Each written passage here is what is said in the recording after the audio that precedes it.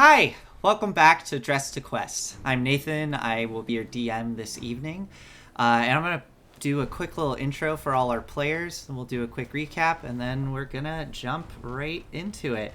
Uh, Unfortunately, really quick, I just want to point out to those of you that have been following us, one of our players, Jack, had to leave last session. Definitely go watch last session if you missed it. It's a lot of stuff happened. But with that, let us do intros. So why don't we start with Chris? Hi, everybody. I'm Chris. I play Ayize Marley, the commissioned human wizard. Looking forward to tonight's game. Let's go to Erica.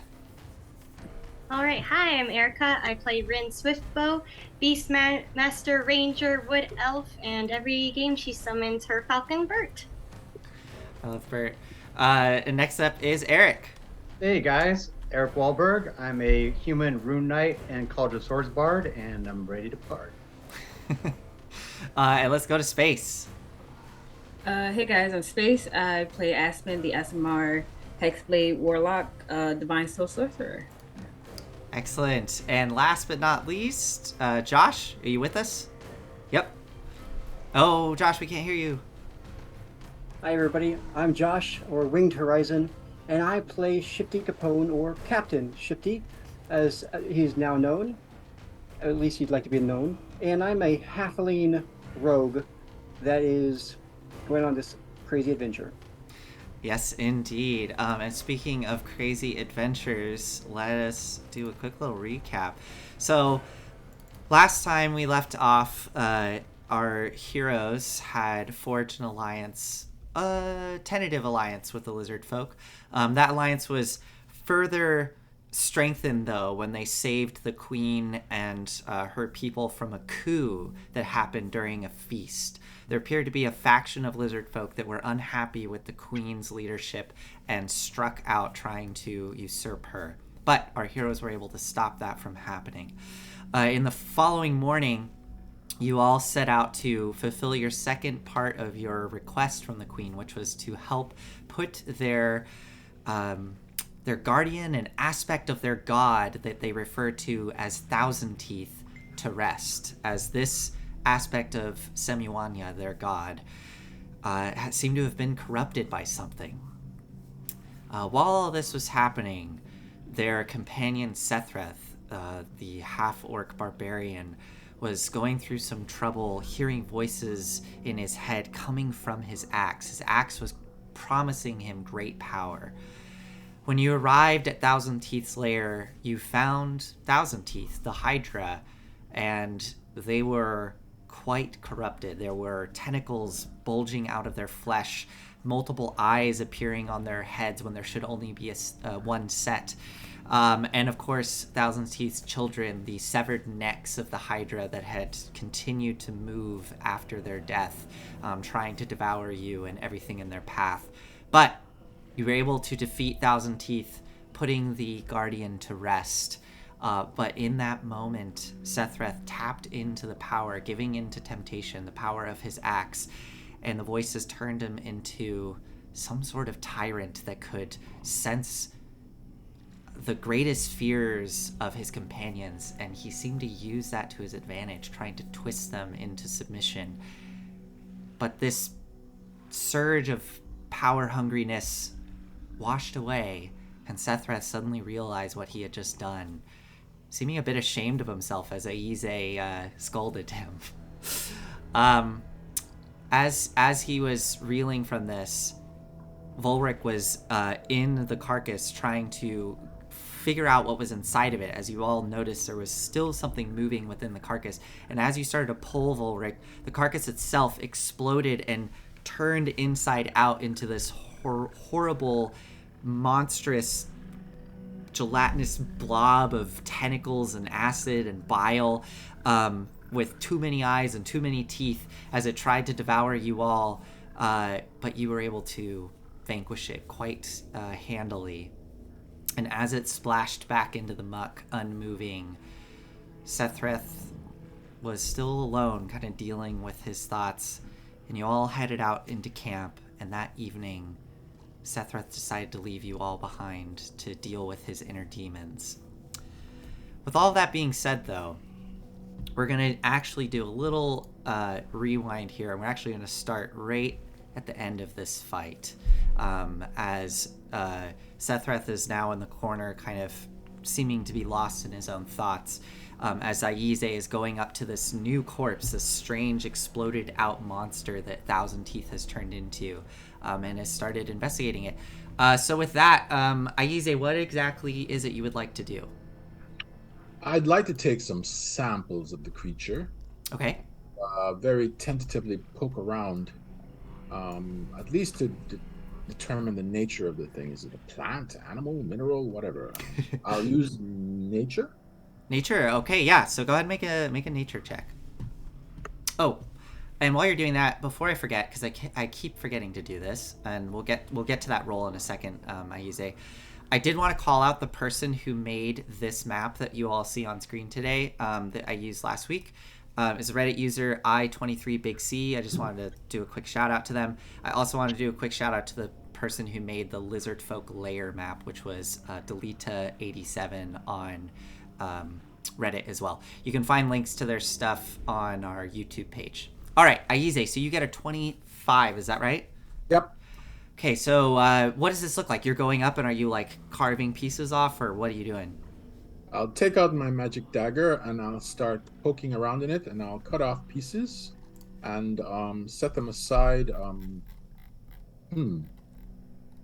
Typically, I'll just wrap them up in handkerchiefs, but do I have a jar, a sample jar or something? If you have something in your inventory, then sure. If you used a potion at some point and you have the empty bottle, then yeah.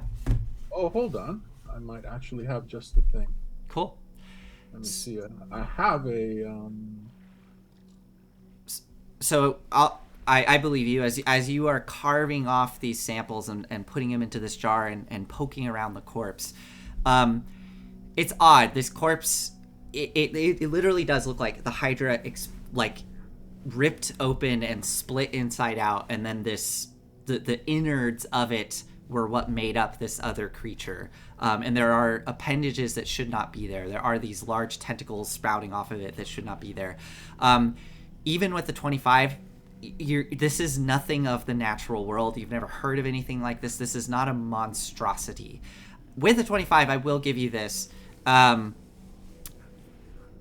You recognize some of these mutations based on scriptures you've read and tomes that you've read.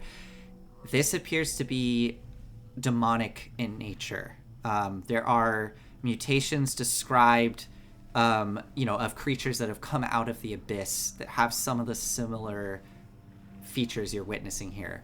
Specifically, like the writhing tentacles that sprouted out of it, and also the fluids within it. The blood itself seems to have become this thick black ichor, which again is very reminiscent of things that are demonic in nature. Another thing you notice as you're poking around the corpse, unless you want to do something before I tell you what you notice. I was going to switch over to Arcana roll. So let me get to that in a minute. So as you are carving these pieces off and investigating this thing, there's a part of the body that's still kind of above the surface where all of the necks connect to the base of this hydra, and it's kind of split open, but you can still see like a part of that almost like back part of the hydra. Right at the base of where all the necks come to this like point, there's a mark.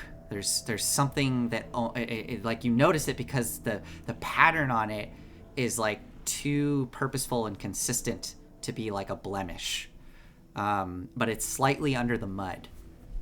You just see like a piece of it poking up out of the mud. Interesting. All right. I'll saunter over to it. Okay. I did find that I have my hang on one sec. My robe of useful items. Okay. I do have a one of the useful items that I have is a, where are you? Sorry. That's okay. Is it like a jar or something? I have a bullseye lantern. I'm not sure if that would be suitable. Sure. So you rip off a patch, create the bullseye lantern, and use that to store the meat in Dump it. the oil out, and So you saunter over to where you see this little piece of something on the flesh, like on the hide, but it is slightly under the mud. You just kind of see what looks like. It actually does. It almost looks like a scar, like slightly raised off the skin, but it's got like a deep black, almost blue coloration to it, and it just kind of looks like a piece of a circle, maybe. It's hard to make out the details because it's kind of sinking into the mud. partially submerged. Volric, give me a hand here. Well, speaking of Volric, real quick, Nathan, I'm seeing in the messages that I'm not showing up on Twitch. I was earlier. Oh, you aren't? Yeah. Thank you. I'm sorry. I forgot to turn Volric's camera on. Thank you.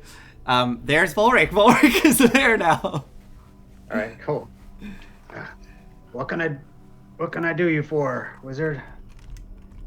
Why are people calling me wizard? That's one. Well, never mind that. Mm-hmm. Could you lift that, please? And I point to the section. I just need a better look at that demonic rune. Okay. I'll walk over to it, and since I have only used my Giant's Might once, I'll go ahead and grow again to 9 feet tall. Dig in and lift up that sucker for Yeah. You don't have to make an athletics check for this because you grow to that massive size, and this creature is dead. So you are able to. It takes a little bit of time, but you're able to flop it over so that it into the mud, exposing the backside of the hide, which is. It's odd. It's like if you imagine the hydra and then it's split open from the belly. That's where all the awful, demonic stuff is. And then there's still almost this like hydra skin on top with the broken limp necks. And as it flops over, you can see that symbol now as the mud clears. Aize, what you see, as well as Volric, it is a raised scar seared into the flesh, deep blue, verging on black in coloration, and it looks like a spiral that just goes outwards. And there are smaller details kind of arcing off of it, like almost like little waves or tentacles coming off of it. And surrounding this scar, you see that there are like ulcers and sores that kind of spread out from where this brand is on the back of the hydra. So Aize, you want to what do you want to do actually with this information? What would you like to do next? Try an Arcana roll. Not a very good one, unfortunately. 11. Okay. Next, I will use this, targeting the rune. Okay. Comprehend languages. Okay. Comprehend languages. Okay. Awesome. So you cast comprehend languages, focus in on this symbol. With your 11, it's clear to you that this brand on the back of this hydra, it was clearly put there via some sort of ritual. I mean, like, it's like a pattern. It's not like a blemish, like I said. But the fact that it's there, you are able to determine it was probably put there via some sort of magical ritual. You also, with comprehend languages up, how close are you getting to the symbol? Are you going to get right up on it to like really look at it? Yep. Okay, so you get really close to it, and you start to see within the brand itself, almost like intricate little fractals just going through the dark ink coloration, even smaller patterns of like sigils and runes. And with comprehend languages up, you're able to kind of decipher. It's very complex. You have to sit there for maybe a couple minutes reading through it. But this reminds you of a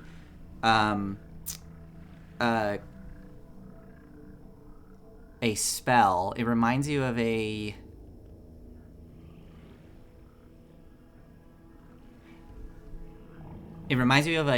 actually no. I want you to make one more Arcana check for me. This will be the last Arcana roll. So you were able to spot this because of your comprehend languages. 27. Oh my god. Okay. You get in close, start to examine these intricate little details running through it. This is very reminiscent of a contact other plane spell. Now, it's not exactly the same, but what you suspect is that it's enabling some extraplanar being to exert its influence over the Hydra. And you also determine, looking at it, that this brand has two purposes. It has this purpose where it's allowing something to channel into it to exert its influence, some extraplanar being, but as well it's allowing negative energy itself to channel into the creature, and that seems to be what warped it and mutated it into its form. All right, I make notes of this in archive. Okay. Oh, it's fascinating, sir. Volric, can you make a history check? You bet.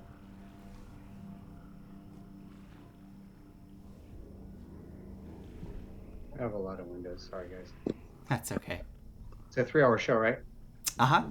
Okay, good. A second. Now it's loading.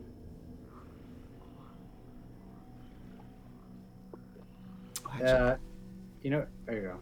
Sorry. I actually do have this set up. I'm going to try this camera. Yes, the camera works. Perfect. Since Volric and Aize are doing this, I'm just going to focus on them. There you go. History. A 19, okay. So Volric, as Aize's jotting all this down, this symbol catches your eye. You remember someone from your past started to use this symbol towards the end of your relationship with them. Your old first mate, Sergal, he's started to become aligned with Umberlee and sort of worshipping Umberlee, which I'll let you decide how you felt about that. I mean, there's people that worship Umberlee that aren't necessarily like evil cultists. There's plenty of sailors, like almost all sailors give some sort of tribute to Umberlee being the goddess of the sea and the kind of temperamental, and people blame her for storms and ships going under, so they'll give her tribute, right? But towards the end of your relationship with Sergal, he started using this symbol as he explained it to you. It was a representation of the storms that Umberlee had command over. It was her unstoppable power. And when he betrayed you ultimately, you heard stories that by the end of his career, he started flying this symbol on his ship. He adopted it as his own. So this was both a rune of symbol, but it was also a rune of power. Yeah, it was essentially his interpretation of like of a symbol to Umberlee, like dedicating himself to Umberlee. Oh, whoa. Okay, so then this is specifically his, not something that he adopted, but is his. It seems that way because Umberlee's symbol is not this. All right. He might be visibly kind of shaken for a second, and then regains his composure. Mm-hmm. I know that symbol. Yes, you care to share? Yes. So it's based on a rune of power that can control storms and similar effects. But this is this is a unique version of that. It was adopted by my old first mate who betrayed me. His name was Sergal. It's very strange to see this here. Shifty, you hear Volric mention this name, and you know this name well because Sergal was the notorious pirate captain Sergal, who was the leader of Umberlee's tyrants. before they were defeated by the Lord's Alliance. You're talking about Serval. That one's gone. He was either destroyed or taken to rebels. Yeah, that's what I heard as well. But at one point he was alive, and this is a symbol that he flew on his pirate ship. You think that he... this inside the beast. Where would he be hiding this whole time? Like, obviously not in Saltmarsh. Who would hide in Saltmarsh? From beyond, maybe. My investigation, as from what I could ascertain from also reading the rune, is that this is a contact other plane spell that has been modified to channel negative energy, curse power, if you will, and also to control the creature to which the rune was attached, the hydra. It would require a very, very complex ritual in order to do that. The rune itself is more complicated than a simple brand. Therefore, the creature was under extraplanar influence. By inversion, I would assume that it is probably demonic in origin. But to what end? That's an interesting question. Why would somebody infect the god beast of the lizard men? A curious conundrum, if you will. Bolric, you're saying that this is a symbol of storms? Well, to be specific, please, Eric. Yeah, please. Yeah, in case I misinterpreted what you told me. It's Sergal's interpretation of like a holy symbol to Umberlee. So like the normal holy symbol of Umberlee is I don't have it up, but it's like a different depiction of a series of things. This was his, like, he claimed that this was the true symbol to Umberlee. Okay, gotcha. Yeah. Well, so to be more specific, this is based on the symbol of Umberlee. Oh, but it's his own distorted version of that. Ah, the mother of storms. I've come into contact with many worshippers of Umberlee, and they were quite fine folk. It's not by its nature an evil or a corruptive god. Yeah, if you ever been on a boat. But like many gods, it can be misinterpreted. I raise an eyebrow at this. So Nathan, you had mentioned to me that Sergal had adopted magics, but you'd said warlock, correct? By the end of his career, he was known as, I mean, people would just use the word powerful sorcerer, but, that's, like, it's hard to say. Like, did he study? Was he a wizard? Was he a warlock? Was he actually a sorcerer? It's not clear. It's not clear, but he clearly had magic ability and attributed it to Umberlee, like his devotion to Umberlee. Aspen, you're a warlock and sorceress by your trade, is that correct? Yes. Would this mean anything to you? This whole package of information, both the symbol, but then also the things that Aize, our non-wizard, was able to discern. Can I make a religion check? Yeah. See if I understand anything? Yeah, go for it. 13. You've never seen this symbol before. You have no idea. The fact that Ulrich is saying that his old companion or old first mate attributed this to Umberlee is a bit strange, but there's plenty of cultures around the world that have different symbols for different gods. It just appears to be he just adopted this magic. I don't think anything of it, honestly. There's magic, and there's magic. I mean, any sailor worth his medal is going to be giving a little tribute to Umberlee. If not, they will most likely she's bad luck in her territory. You know, being the seasonal. But if the Cyril, he was the leader of the Umberlee's tyrants. If he wasn't gone, and what they did do, they were known for capturing slaves, so that could be a connection. If perhaps he found a way back, maybe he made some deal with the devil. If he's trying to climb his way back, or if he's somehow back now, it'd be a pleasure to put him away for good.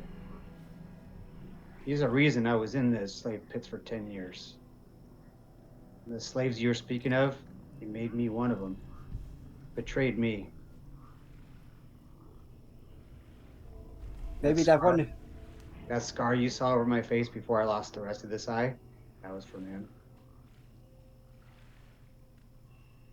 He was a bit of a jerk. Yes. Were you selling with the tyrants? No. I was doing honest work as a captain here in Saltmarsh 15 years ago. He was my first mate. He saw the money that the pirates were making. He was trying to have me join these Umberlee pirates. Of course, I shut that down. Nothing more cowardly than a pirate. And so he betrayed me. A bit of a mutiny. Killed all of the men loyal to me. Kept me alive. I was a slave. When I got out, I found out that he was, well, supposedly dead. And that's that. As Volric finishes telling his tale, the rest of you standing here in the swamp before this scene, is there anything else anybody would like to do before we kind of move on to the next part, as Ashawak is trying to gather everybody up, and any other things? Nope. I'll sort of take my improvised bullseye lantern full of demon bits and sort of hold it up. Okay. But I think I have enough. We should probably report this to the queen. I might want to keep that really protective from the queen. I definitely don't let it fall into her food. Ugh. Worms. Oh, much worse than that, I imagine. Queen Otha. Yes. All right. If nobody, I think I'll ask my contacts when we get further north to Luskan. I'll ask around. I'm sure somebody might have heard of something with especially if anybody's flying the flag again. Okay. So with that, you gather up all your things, and Ashawak leads you all out of this portion of swamp, this kind of the lair of Thousand Teeth. And as we left off last time, Ashawak led you probably about a mile away before setting up camp in a dry portion of the swamp. You all head to bed, unless anybody wants to do anything before going to sleep, but Aize, yeah. Oh, you're muted. Yeah, there you go. If we're camping, I'm doing the island procedure. Do you have Liamon's tiny hut? Yep. There you go. Got it. Okay. So the hut appears. You all settle into the comfortable, dry dome of the hut and head off to bed. And the audience all sees as Sethreth in the middle of the night, as we left off last time, wanders off into the dark, looks back at all of his companions, and then continues off into the darkness, leaving them behind.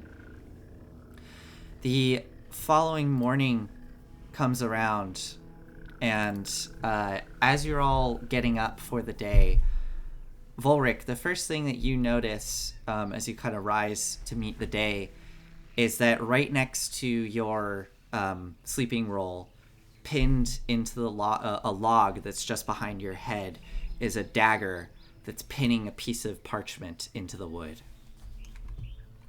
All right, I'll look around. Somebody missing a dagger or a piece of parchment? Oh, hold on. Let me check. I have daggers. Yes. Archive, are we missing any parchment? No, sir. Nope, not me. Not us. Sorry. All right. I'll reach over and I'll pull it out and grab the parchment. Okay, you grab the parchment and you see that written on the front of it, it's folded up. It says Volric. It looks like it's to you. Indeed. I'll look around.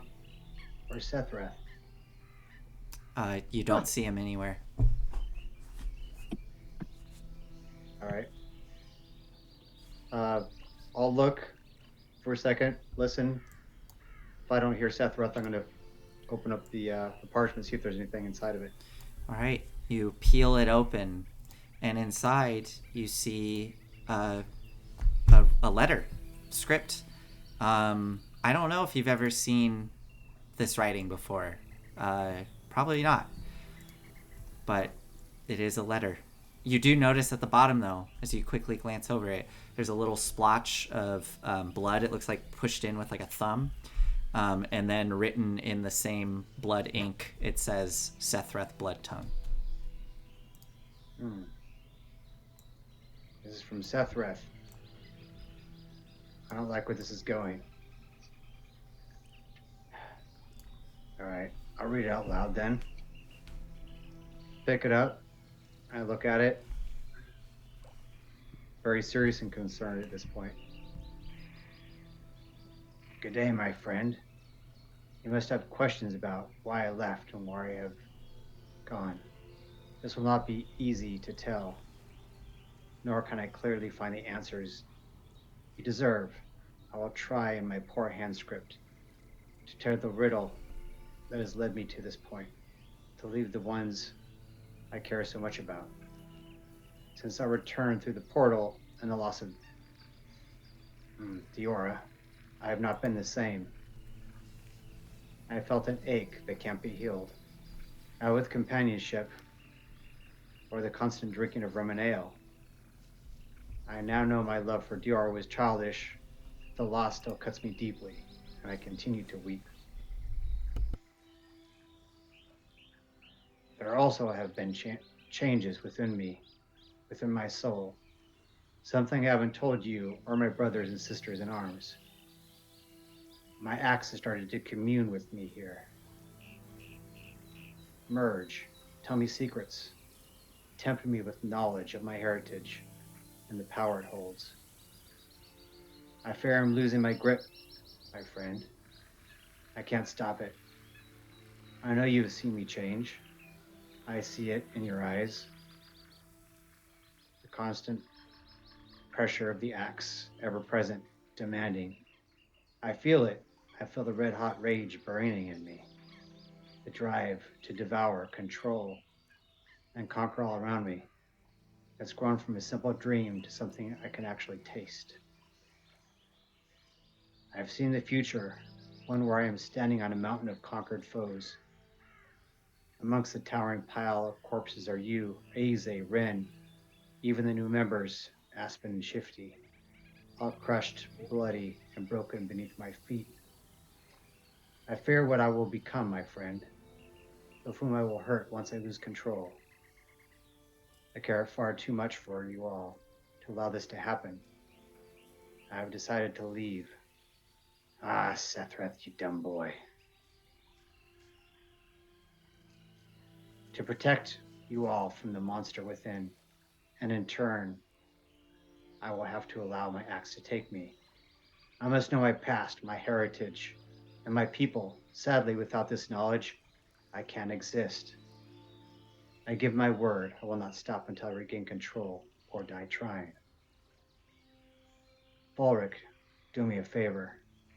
Have a pint with Aze from time to time. Hug Rin and Bert when they are down. And most importantly, please stop getting corrupted and dead. This is getting past a joke, you silly old fart. Now I know he intends to defeat us through insults. Oh, and leave breadcrumbs at the local inn as you grow. And if the gods so wish it, I will return to you all someday. One more thing. Keep an eye on Aspen. I look at Aspen. A fallen angel is something to fear. Until we meet again, your brother in arms, Sethreth Bloodtongue.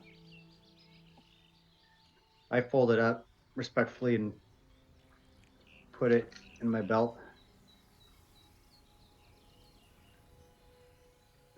I swear the next time I see him, I'm going to whack him with the end of my wand repeatedly. I think he has a cursed weapon. I think that you have a fantastic penchant for stating the obvious, but yes, cursed weapons can be gotten rid of, after all. Yes. Do you have like a remove curse? No. No, maybe we should try to find a scroll for that because it sounds like he's got some demons inside that thing. Maybe he shouldn't find a family after all. Like Well, I knew he's that already weapon. angry enough. Anyone not attached to a weapon is bad news. Of course, if this axe is sentient, it's going to want to separate him from his allies, from his friends, us. Ren, I think we need to track him down. Or keep an eye on our backs. When the last time I saw him, he called me weak in his own way. I'll do what you say, but I don't know if I'm ready to find him yet. He wasn't himself.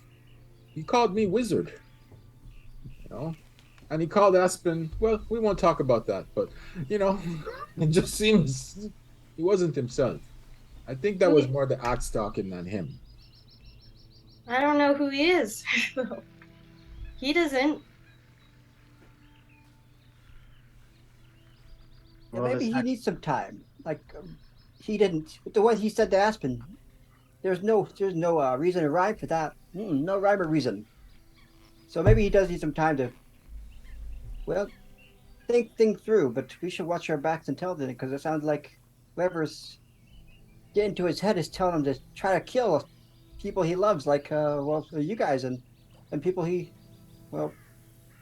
us.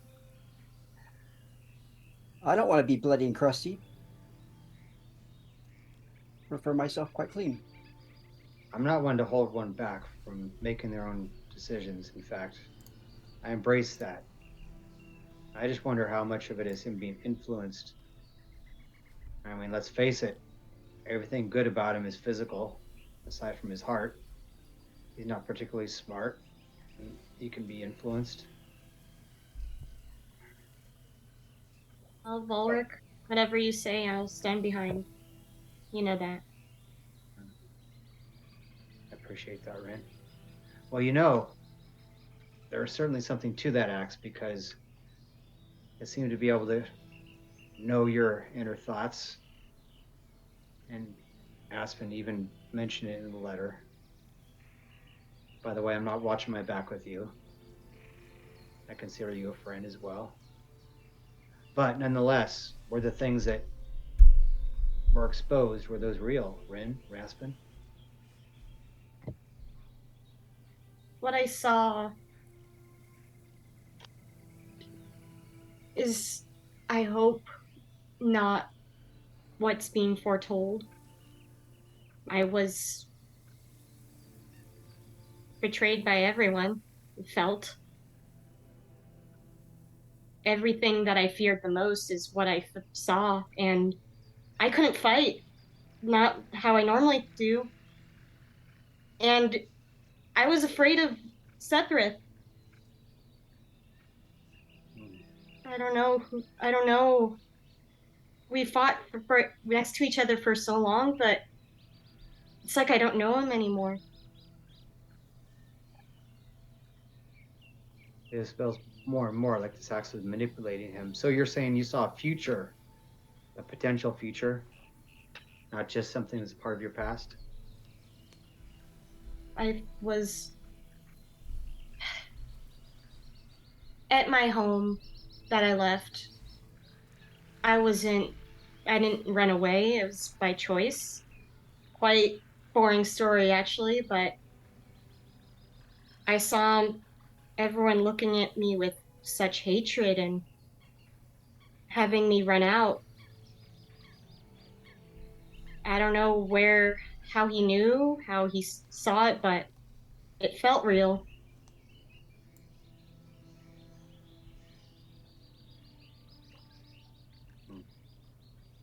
Aspen, is there a chance that this could be some kind of packed weapon that he doesn't know about?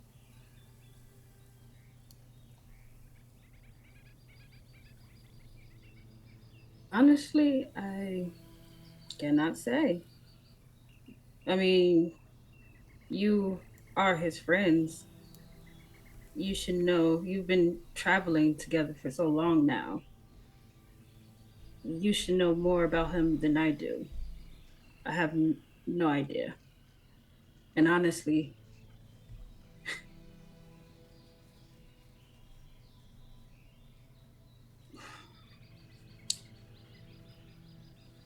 I can't do this right now. I have so many things in my mind. Having your friend in my head, displaying my worst fears. To,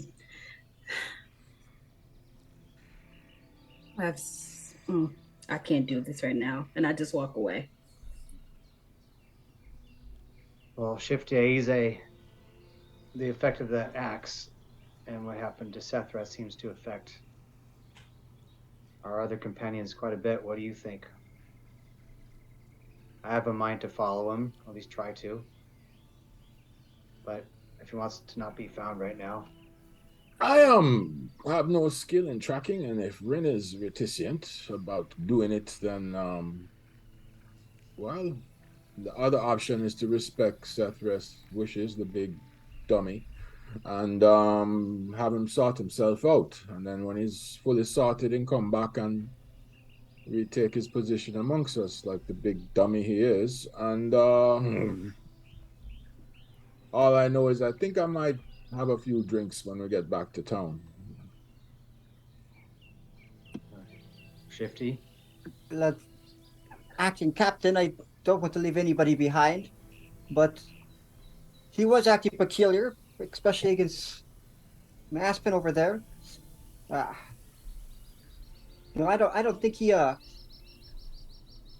think that weapons makes him more of a liability, if you see what I mean. More of a liability. Like he could be acting us in our sleep anytime. That's a danger that we can't really avoid. Like I don't want to be thrown overboard or some stuff like that. Like that's. I think we should maybe find a way to contact him. I don't know, leave a message back in town. But we do have what we have here. We have the proof that we were looking for.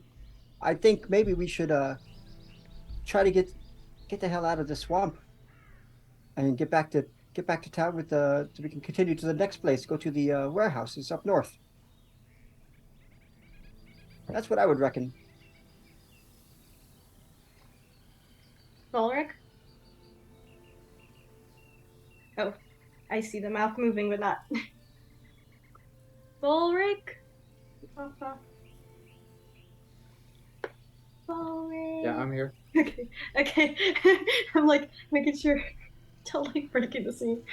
Okay, on your word, I'll go look for him. I say give it a try. At least we'll know the direction he went if we change our mind later. As she starts to get ready to leave, she says, "It's funny. If I wanted someone to help me track, I would ask him.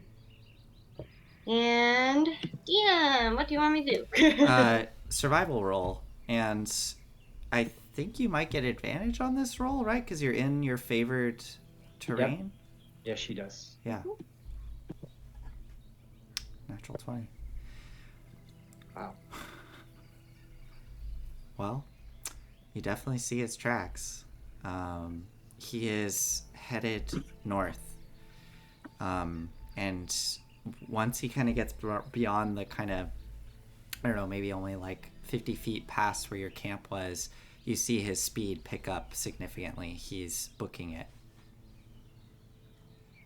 How much time has passed for me to get to that point?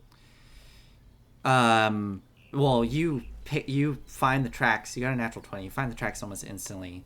Okay. You follow them maybe 50 feet, and you see the stride, elongating, like he's really started running.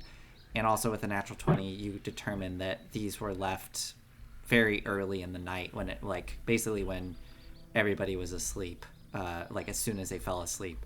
So he has a good solid lead on you all.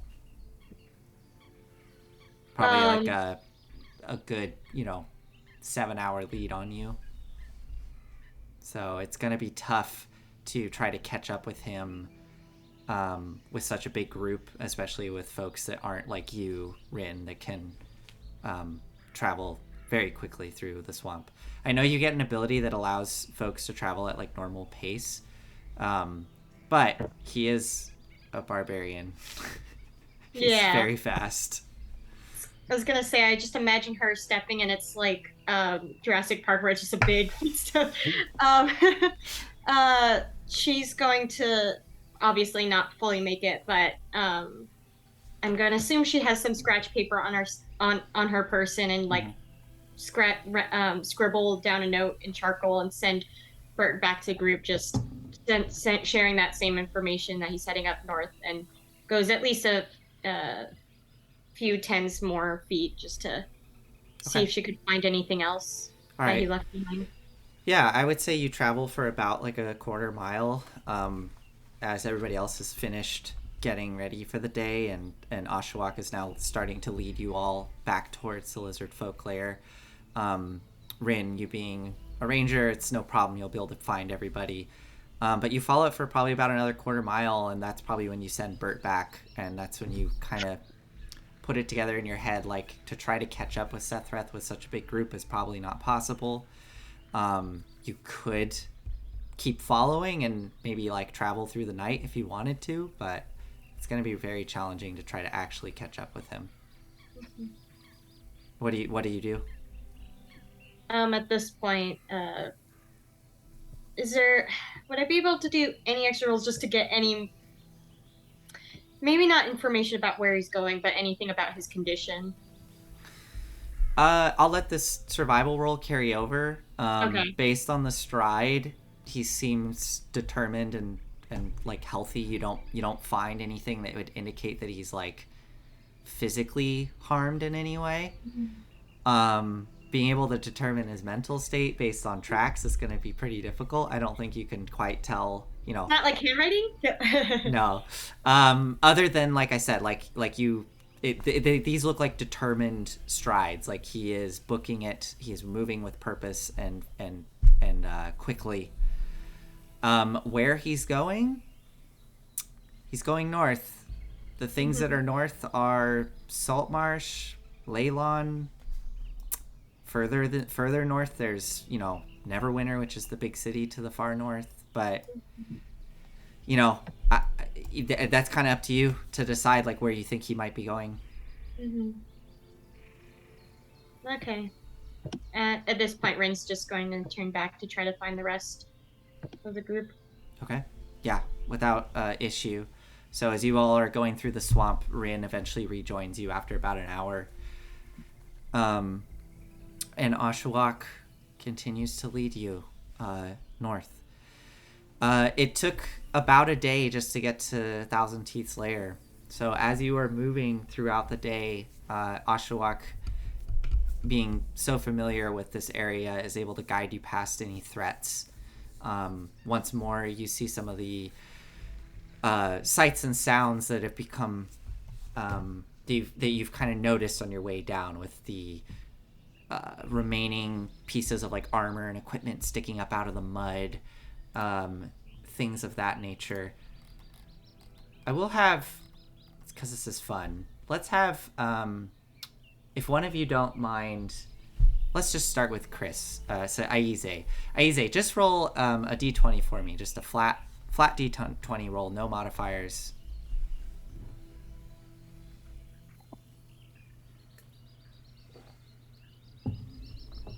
5? Okay. As Ashwak is leading you through the swamp, towards the end of your journey, as the sun is starting to go down once more, he slows you down and looks off to the right, kind of deeper into the swamp. And I would guess that Rin and maybe Volric are up towards the front of the group. Rin, you feel the temperature drop significantly. You like you step into a cold pocket. And following Aize's eye line, you see that probably about 30 feet away, there's just this abandoned hut that's like sunken into the mud.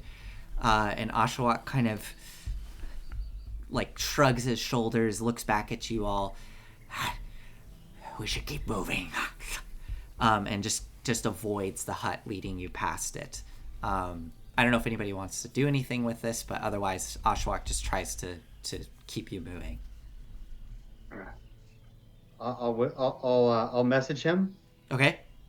And I say, what was that? Bad fungus. I believe you refer to it as brown mold. Sucks the life right out of you. Yeah, keep moving. Okay. So you move past this little sunken hut and continue towards the lair. As the sun dips below the horizon. Maybe you should cast Fireball. Cast Fireball on the hut. Yeah, warm it up a little bit around here. That was a message, Josh. That was pseudo telepathic. Yeah, that's true. Yeah, message. You wouldn't have heard. Nobody would have heard that. That would have been between. He's a telly, I see. Yeah, one of those tellies. All right, so yeah, by the end of the day, you find yourselves getting led up to that familiar cave entrance to the lizardfolk lair. Ashwak lets out some quick staccato cries as the massive lizards come out of the mud, the guard dogs essentially, and leads you past into the stone interior of the lizardfolk lair, bringing you into the familiar queen's chambers, the throne room rather, to speak with the queen. As you are brought before her, you are actually initially led into this throne room, and it is relatively empty. There's just some guards within there that seem to kind of straighten up as Ashwak leads you in. Ashwak says some quick words to them, asking them to go retrieve the queen that they've returned. And you have a little bit of time waiting here in the throne room before, unless you all do anything, eventually the doors open behind you, and the queen comes. Actually, no, the doors don't open behind you. She seems to appear from the back of the room. You're not sure where she came from, but she appears from the back of the room, kind of out of the shadows, flanked on either side by two guards, and she goes up into the throne and addresses you all. Ashwak bows, looks up towards her. My queen, I can confirm that Thousand Teeth has been laid to rest by these folk. I believe they have more to report to you. And they step aside and let you all step forward towards the queen as she gestures to you all. What do you have to tell me? Please. Well, do you want the good news first or the bad news? Why don't we start with the bad news? Well, then I'll let this guy take it. I point to Ulrich. Okay. I don't like giving bad news. Yeah. I'll let Aze say. I don't like to give bad news out of it. Thank you all. I'm going to give both the good news and the bad news. Okay. Bad news first. Thousand Teeth is no longer with us. We dispatched it. As you're saying this, you hear some kind of claws on stone, and from that same, actually from behind you through the main doors, you watch as Kapesk, the shaman kind of chameleon-like figure, comes scurrying into the room as you're delivering this, and scurries up next to Otho Kent as Salriv as well enters the room. Continue. But the good news is, what little there is of it, we know what was done to him. Them, I guess. They were the victim of a demonic curse. A rune was placed upon the Hydra's back through a form of ritual sorcery. And this opened up a pathway into the demonic realm, so to speak, where the Hydra basically became a gateway for negative energy and was successfully puppeted and controlled by the large parasite that grew inside it. I hold up the bullseye lantern. These are samples of the creature. I'm more than happy to share it with you. I was planning on taking some of it back to Saltmarsh with me, but I am unaware of the alchemical and arcane capabilities of the lizardfolk, but perhaps you could analyze it. She nods and gestures down towards Salriv, the older lizard folk. He approaches you, Aize. I would very much appreciate some of these samples if you're willing to part with some of them. I hand the bullseye lantern. Take what you need and just give me back the rest. I'll return it to you in the morning. And he takes the lantern. Kapesk, the chameleon shaman, looks towards you all. How can you be sure that Thousand Teeth was corrupted, like you say, by a demonic force, being puppeted? Because the thing came out of him? Was the...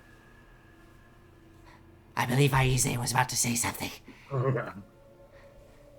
We have it on very good authority that the rune in question was most likely created by a warlock associated with the sea goddess Umberly.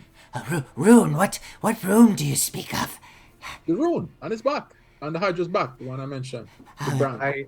I raise my hand. And then from my fingers, there's a slow crawl of colors that cascade and draw out the symbol using my minor illusion. Okay, the symbol appears in the room. There's some sort of muffled whispers that kind of go throughout the room as the various guards seem to react to this, and Draconic. Kapes, Salriv, Otho Kent all kind of lean forward, seeing this symbol. Kapes looks over the other two. Salriv cocks their head, looking at it. I've never seen this before. Fascinating. Umberly's tyrants, you've heard of them? Salriv steps forward. Oh, yes, I've heard of Umberly's tyrants. They were a pirate faction, I believe, out of Luskin, was it? Some years ago. Weren't they driven from this land? Indeed. And their captain, their leader, presumed dead. And this is his symbol. Oh, fascinating. I will have to consult with my books to see. Seems like a good lead, though. Otho Kent looks towards Shifty. I believe you were trying to say something as well. Did you have something on your mind? Well, yeah, I mean, it was kind of obvious that your deity Thousand Tooth was taken over. It was just a skin. Well, we were fighting it, we thought we had defeated it and stopped it, but then we noticed that from inside of it there was this demonic worm thing that was really, really nasty. I hope make sure you keep that away from the children in here and the food, because that thing has worms. It was really bad. I see. And Kapesk, How is it that you were not aware of this, you being one of the main shamans that tended to Thousand Teeth? I don't know, my queen. This is... They just started lashing out one day. I don't understand. I don't know how this could have happened. Othokent looks over you all once more. Well, thank you for delivering all this information to us. Was Thousand Teeth at least restful in the end, not suffering? Well, frankly, we killed it as quickly as we could. So, yeah. I think it's safe to say that we put them out of their suffering. Good. Good. Is the body still present? At the lair? It's where we left it. Good. Kapesk. Yes, my queen. If you wouldn't mind, in the morning, taking a group of our best shamans, leading them to the site, conducting a proper ceremony of putting the body to rest, and cleansing the area. Yes, of course. Of course. Very well. As Kapesk kind of exits the room, leaving you with Othokent and Sauriv. Well, as promised, Sauriv, I believe you have the reward. Yes, one moment. He goes behind the throne, hear him kind of rummaging around, and drags out a big heavy chest. Othokent looks over you all as Sauriv opens it up, and within you see ingots of maybe silver. I think, Shifty, you recognize these are ingots of electrum. Well, Oh, yes, I recognize him. as promised, here's some gold that you requested. It is electrum, but you can, I'm sure, sell it. Osalriv pushes it forward to you all. Also, as a thanks for saving me and all of us during the coup, I would like to grant you this. And you see that at her side, she had a helm, like a metal helmet resting at her side that actually it has pieces of metal, but most of it appears to be made from hide. And engraved on the metal itself are what look to be like waves engraved within it. On the like metal little visor and kind of metal cap, there's like a leather piece that runs down the back. She picks it up, hands it towards you all. I believe that this will aid you greatly in what is to come. And extends it out to you all. I don't know who's gonna step up and accept it, but she's holding it out to you. Kitty scramble out and, scramble up and like, what's to come? She passes it down to you as you have it in your hands. This will enable you that are not as comfortable within the water to be a bit more comfortable. Should grant What do you know? Should grant you the ability to swim through the water with ease, and even allow you to breathe within it. Not unlike my cloak, then. I did notice that, yes. I believe this one is similar in some regards, but that cloak... Does it have some protection too? No, I mean, if something were to fall on your head, it wouldn't hurt as bad.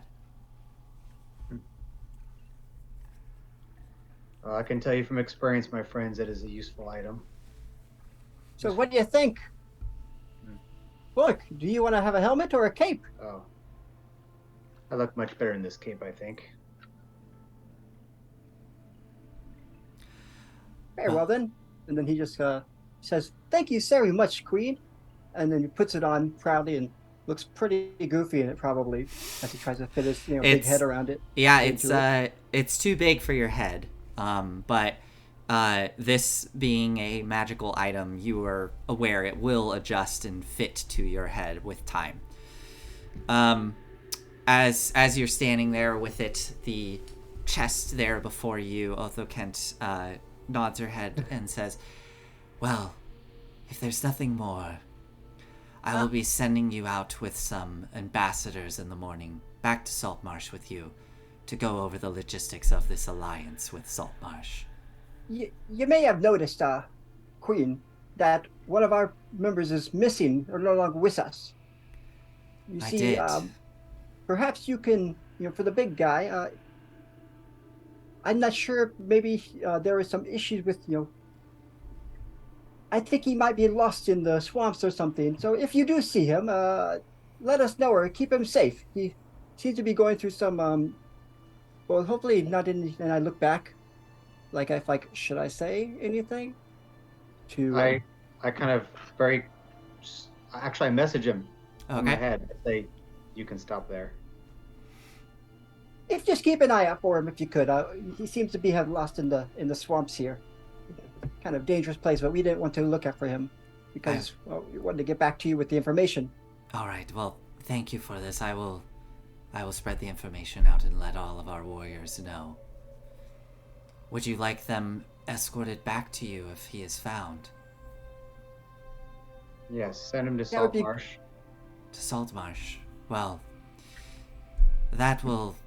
we'll leave him alone then.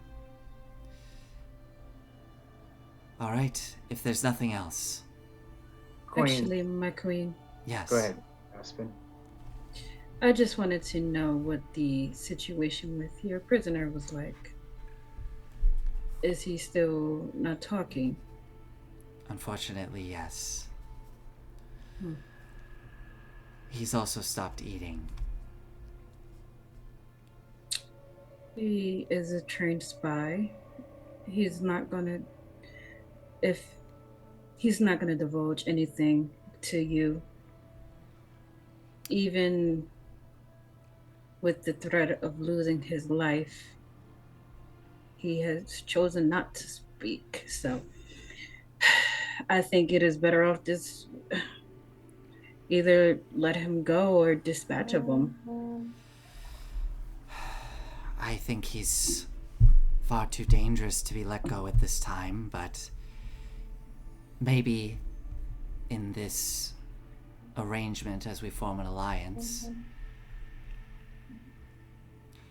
we will have him sent back with you as he is your kind, and let your leaders decide what to do with him. How does that sound? A mercy he shouldn't be given, but it's up to you, my queen. I think it will show a sign of good faith that we are not all monstrous creatures to be feared. I think it will help us form this alliance on good terms. Queen Alpha Kent, if I may. Yes. Well, the five of us remain here. We still have full intentions to forge some kind of alliance and help you take out the Salwagan. I can't promise how things will go in Saltmarsh. I do think they will go better than bad. But us, you were to hire us to help you take out the Salwagan. We can do this, yes, of course. But to be clear, this is not a mere small band of Sahuagin. This is an army.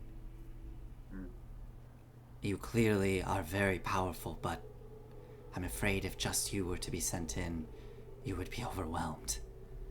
And we could use all the help that we can get. Well, at the very least, my arm will be tired from swinging my sword so many times without help from Sethreth. Huh. All right. Fair enough. The electrons appreciated. You know, we have a bit of a history in our group of risking life and limb over and over, and although the reward for us back at the Isle of Dread was an escape, we didn't come up with much of it, so I tend to push a little bit more than I used to for the loot, so to speak, so it is appreciated. I see.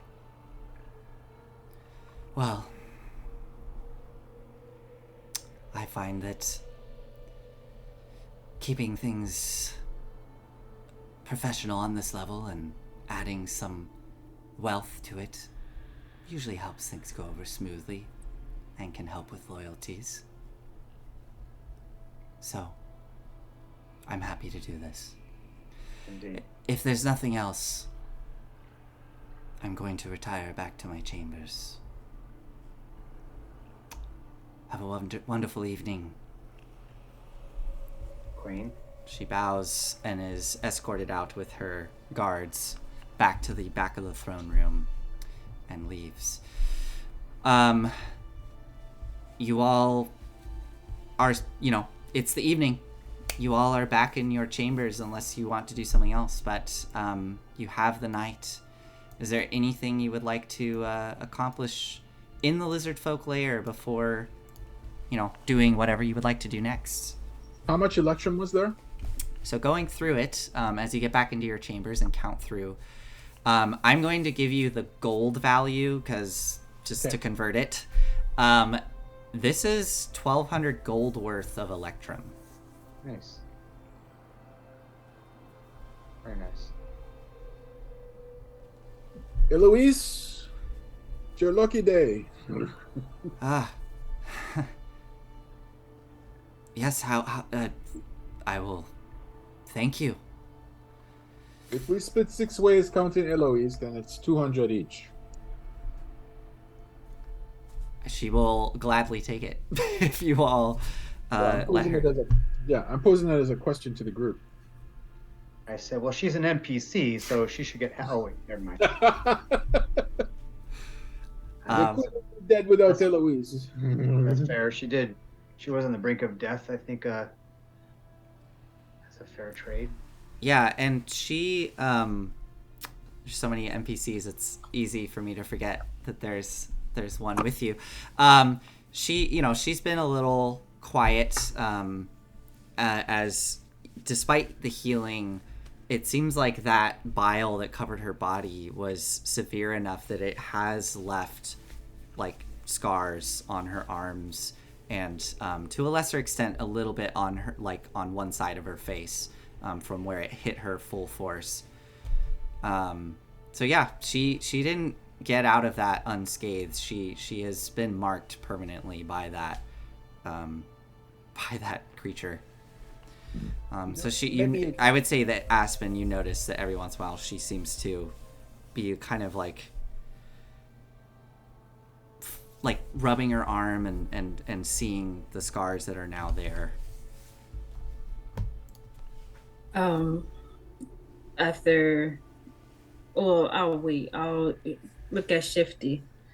Gather my money for me. I'll be right back, and I will just grab her hand and walk out the room. Okay. Do I know my way back to the bunking area, or? I mean, it depends on how far you go. Like, where do you want to go? I just want to go back to where we rested the night before. Yeah. I mean, that is where you are. You were in that bunk area at this point. Okay. So you just step out of the room into the hall. Yeah. I'll do that. Okay. You're out there with her. Are you okay?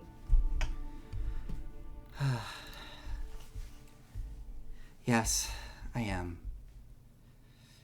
I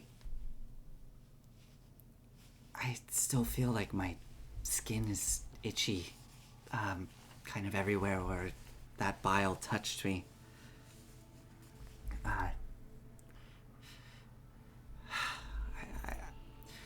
I'm just not used to this. I really, usually when I've seen divine healing be cast on people,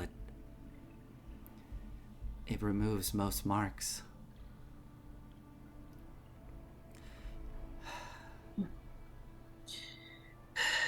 I'm sorry. I know you heard what Sethreth said, I did. and I kind of start to unclip my cape.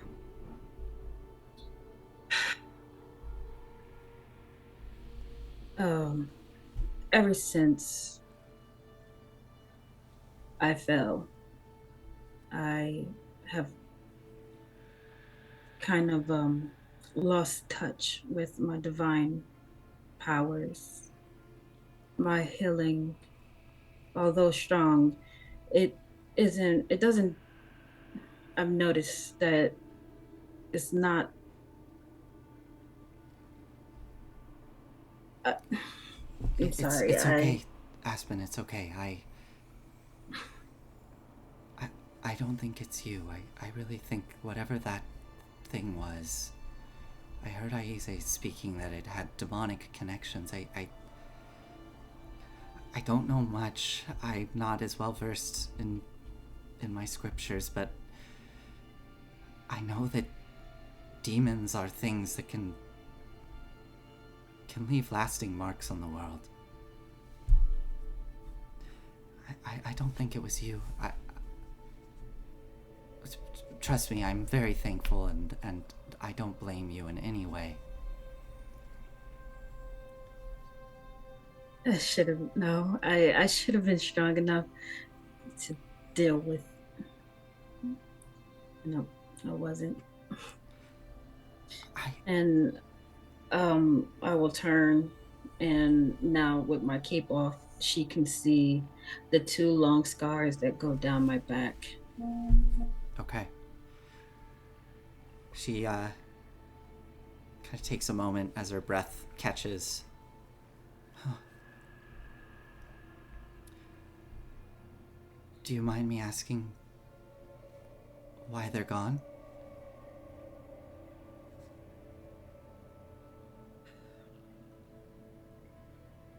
You don't have to share. It's okay. It's out there. If the more I keep it inside, the angrier I get with Sethreth. Not even with Sethreth, with myself, mostly. I'm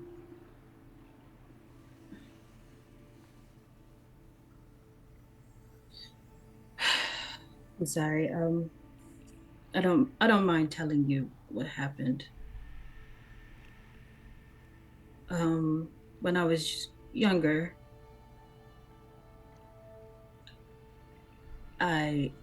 well, I'm sorry. It's just when I talk about this,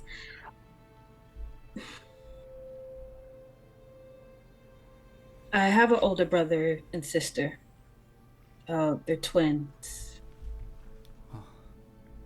And my brother did something that was shameful, and I took the blame for him. I lied to protect him, and what I've received, the punishment that the gods, my father, what they bestowed upon me was to kick me out, strip me of my divine power, to teach me a lesson. This was Torm? Yes. You know, sometimes righteousness isn't always right.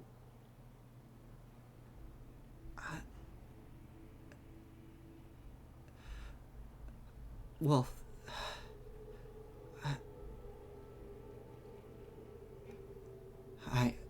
I'm sorry, I don't... You don't have to say anything.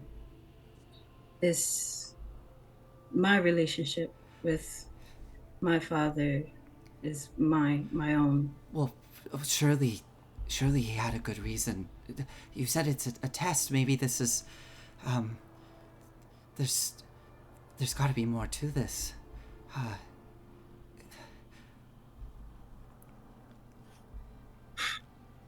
Um,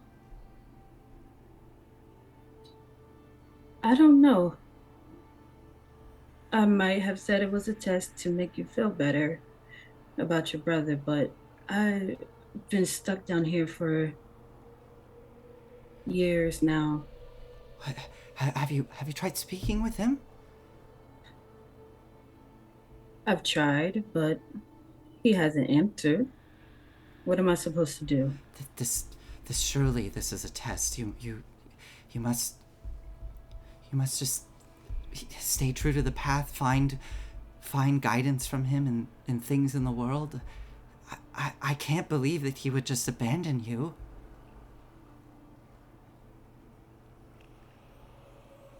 I'm sorry. This is clearly.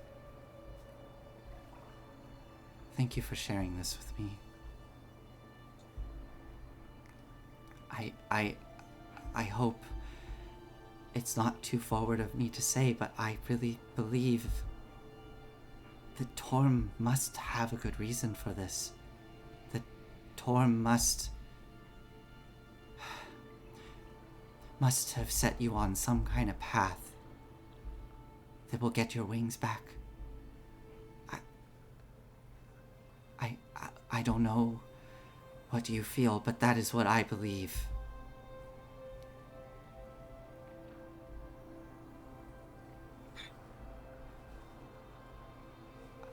Have I overstepped?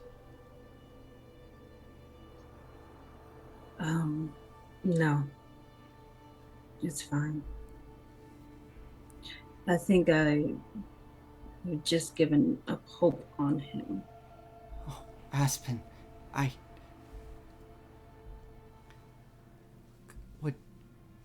is there anything I can do to help you?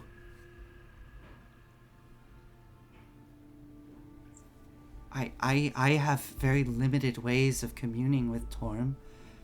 Perhaps we could do it together. I could reach out to Torm and ask questions. Maybe we could get some answers. They often are hard to interpret, but it is something. Would you want to do that? I don't know. Maybe. Okay, I won't force you to do anything, and I feel, honestly, this is... The fact that I'm speaking to a daughter of Torm is... hard for me to wrap my head around. So please, just let me know if I can help in any way, and truly I am thankful for you feeling that you trust me enough to share this with me.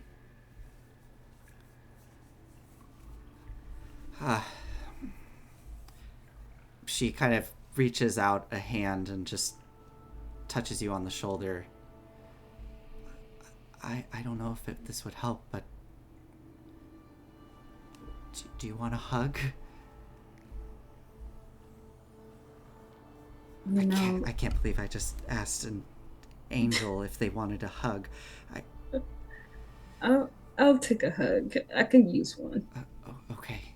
And she will give you an embrace. And I think silently I will probably start to cry into her shoulder. Okay. The two of you sit there in the hall as long as you need until eventually you head back in to rejoin everybody else. If there's nothing else that anybody would like to do in this evening, I'll say that you all get a long rest. There is something I want to do in the middle of the night. Okay. I will sit up with a start, Okay. and I'm going to make my way over to Rin's quarters And Yeah. either knock on the door or the threshold. So you are in a barracks essentially. It's just like a bunch of hammocks, and you're sleeping with the other lizard folk warriors. So you go over to Rim's hammock. Yeah. And first I'll try to message her. Okay. See if that can break through whatever trance she's in, since she's an elf. I think it does. I think it comes through. Yeah, Rin, you hear Volric's voice. Just kind of shakes it off and just kind of looks around. And you see me, well, you probably would have heard me coming. I'm standing fairly close. I say, I'll keep messaging you so I won't wake people up. And I say, that bile that was spit upon you, I know Shifty was able to clean it off. Was there anything left? Is it all gone, all of it? But Rin's talking in hushed tones to try not to wake up anyone. Yeah, I'm using messaging. Although you can respond in your voice if you prefer. Yeah, if you use message, it's just between the two I of could go you. back Yeah. for, I just haven't been messaged before. I believe I'm gonna speak from what I believe, but I believe Rin she would answer that she's checked herself. She hasn't seen any lasting effects from the bile. Correct. Yeah. Shifty used prestidigitation. It like turned it to dust, essentially, pulling it off of your body. I put a hand on her shoulder and I say, "This is good." And I just I leave her. I walk away. And I'm gonna go straight for Aize. You go for Aize, okay? Yeah. And him, I'm not going to be as subtle. I'm going to kind of shake his hammock awake. Aize, you are shaken awake. Yeah. No, it wasn't me. No, put the ink back. Put the ink back. There is a bunch of like as like a bunch of lizard folk kind of wake up from this sound, and you see them all glaring in the direction of Aize. Sorry about that. Sorry. They all curl sorry. back. I had a nightmare flashback to my days as a student at the library. God, librarian training is rough. So Hey, I what's up? message you again. I'll say, I just wanted you awake as soon as possible. Sorry. I switched to telepathy and said, "This way we can talk privately." Back Even and forth. fancier than me. Yes, I am. So, what did you want to talk about? I just had a concern. We were fighting that kind of that second incarnation, or the true corrupted form of the hydra, and it spit on Rin and our cleric friend. Rin was cleaned. She just confirmed it. Mm-hmm. Is there any chance that this thing could have corrupted her, cleric? Yes. And the reason I say that is because you were corrupted by one of its minions. That's how you lost your eye. But I'm worried about her. And I wouldn't worry too much because of one other reason. The conduit to the negative energy has been severed. So whatever magic animated the creature and gave it its puissance is gone. If the residue is strong enough, maybe it would cause problems, but I'm inclined to believe that we have nothing to worry about. However, I would wait until we receive confirmation of this after, hold on, 1 sec. Archive, gotta look up my lizard man book. Oh, yes. What is it? It wasn't Kapesk, and it wasn't Ashawat. Sauriv?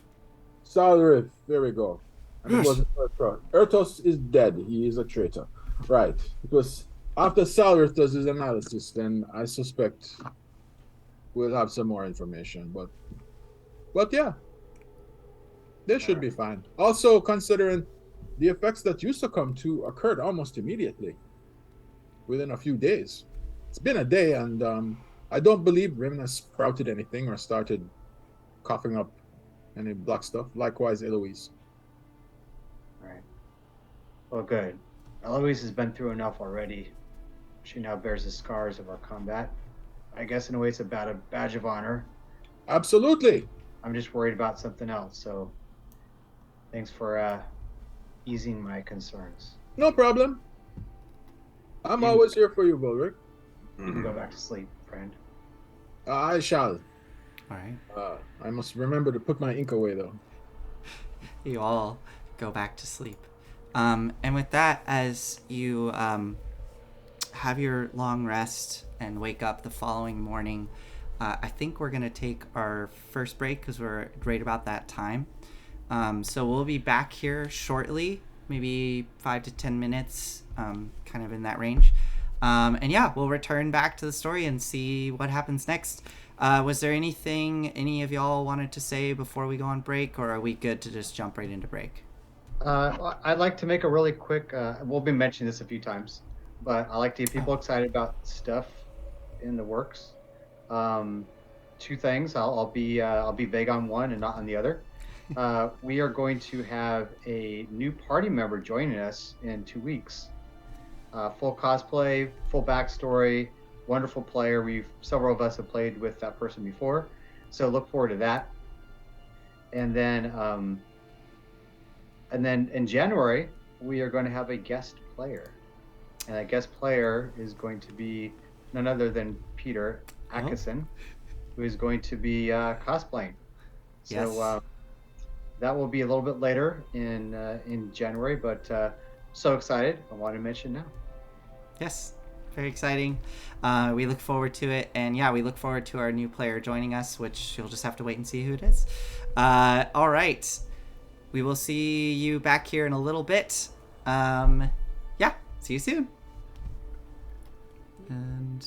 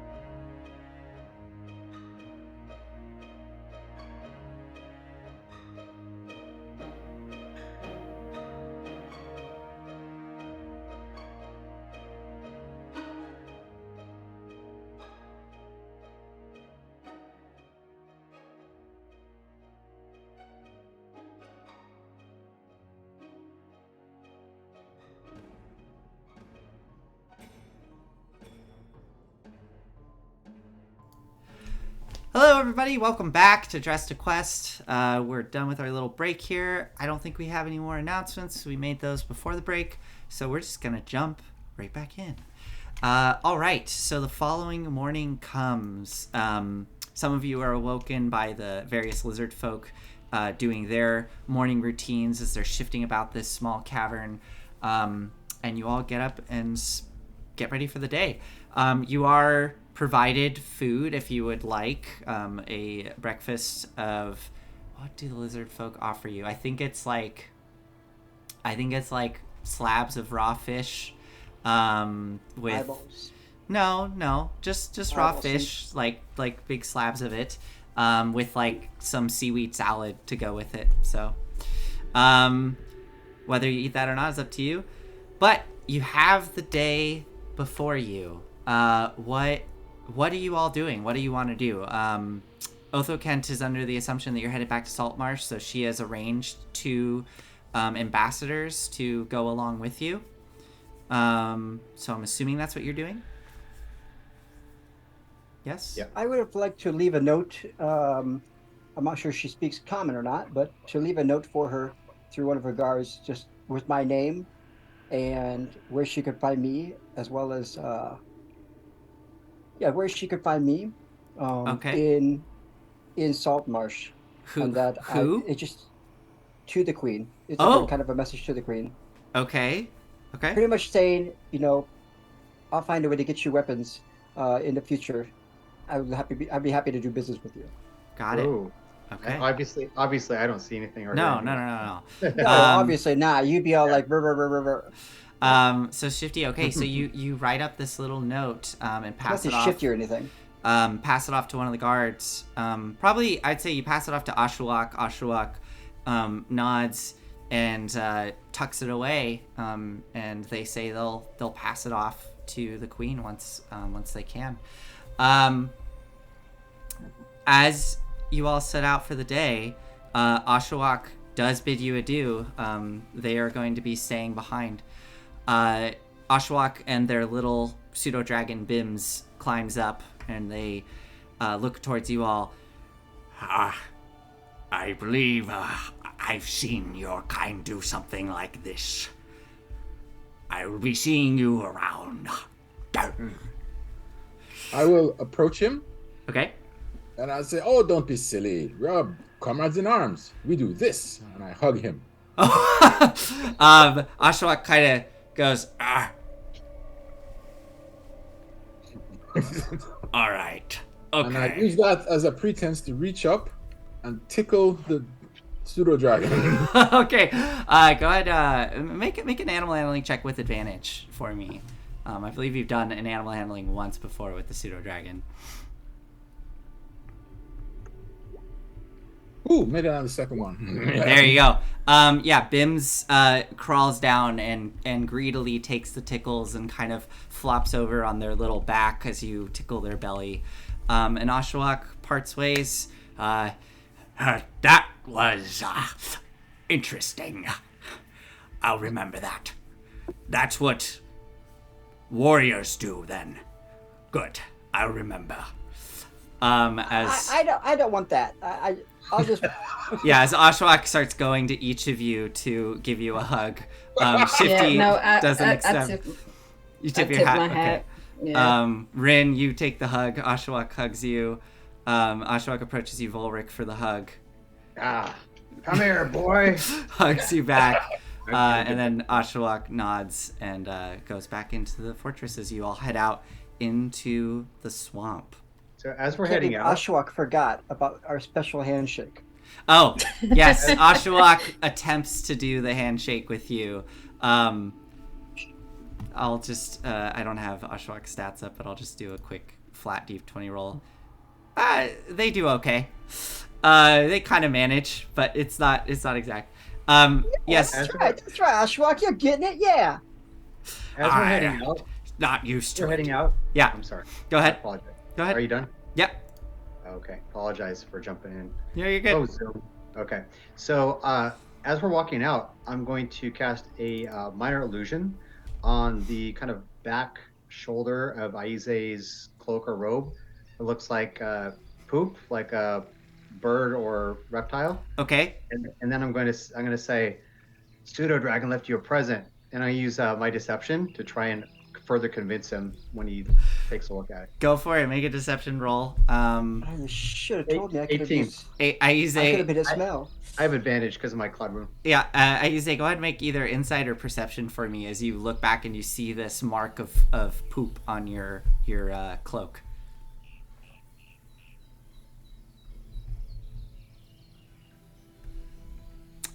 14. So yeah, Aize, this looks like there's just a big splatter of poop on your shoulder as Volric points this out. Oh, you're muted.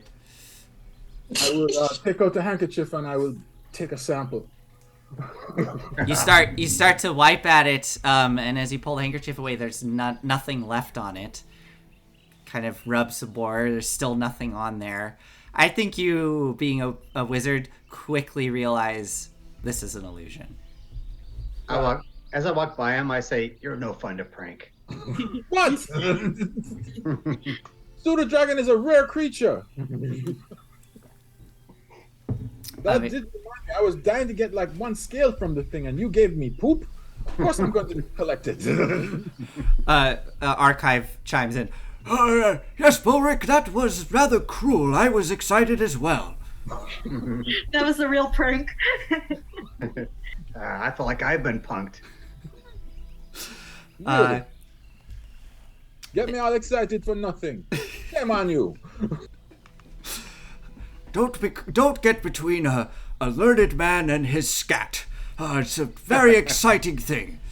All right, so you head out into the swamp, going out into the day. Before you, are any of you doing anything as you are traveling north towards your ship? These two lizard folk ambassadors in tow. Anybody doing anything on your travels north? Do we also have the prisoner with us? Oh, yes, you do. You have Rolf with you tied up. I'd say that the lizard folk ambassadors have them kind of between them, and Rolf is tied up as they're guiding him along. I think I would just bend down so Shifty can climb on my back, because I know he's used to riding on Sethreth's shoulder. Okay. So I'll give him a piggyback ride if he wants one. Hey. I just shake my head at him. We don't have to talk. Just enjoy the ride and let's keep it moving. All right. And I just I kind of grab his hand and squeeze it reassuringly as a sign. Well, he knows that he's one of my oldest friends, so it's like a sign of saying I love you. Okay. Excellent. So as Aspen and Shifty have this moment going off into the swamp, you see the rest of the entourage heading off into the muck and trees. And I would like, let's now go to Rin. Rin, can you roll just a flat D20 for me? No modifiers, just roll a D20. You know, it's always good when no context is given. Yeah, because you never know if you want to roll high or low either. While she does that, I'm going to, in response to that hand, that holding the hand, I cast a silent image of a purple rose. Oh, okay. That appears before you, Aspen. Using up one of my level 1 spells. Oh, it's awesome. So, moving through the swamp,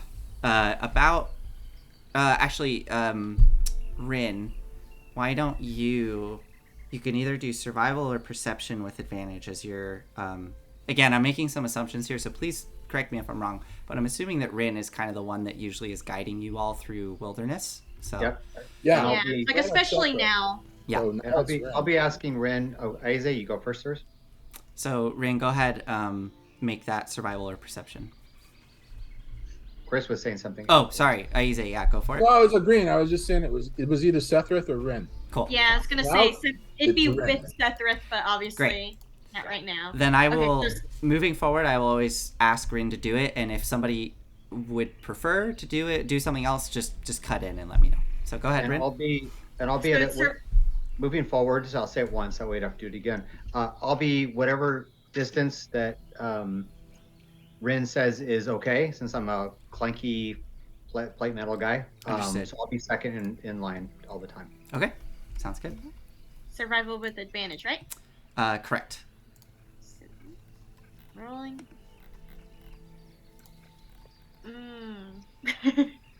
A 10. Okay. Sorry, I gotta do something here. I forgot to mark off something.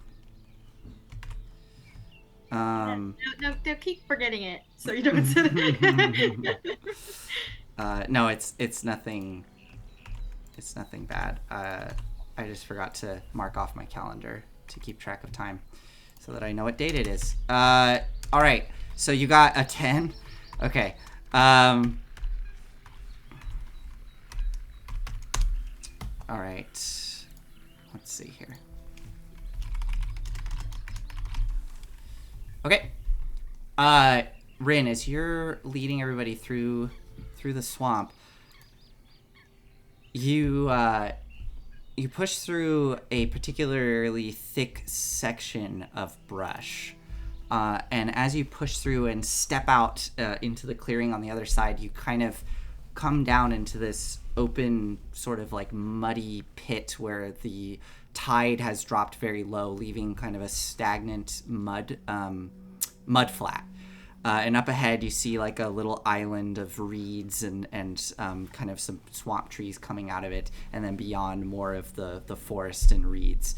As you're moving across this mud flat, you get to the other side of that little island, and before you can really react, you find yourself merely 10 feet away from a rotted corpse stuck to a pike coming up out of the mud, and surrounding it are multiple other corpses just lying there, riddled with arrows.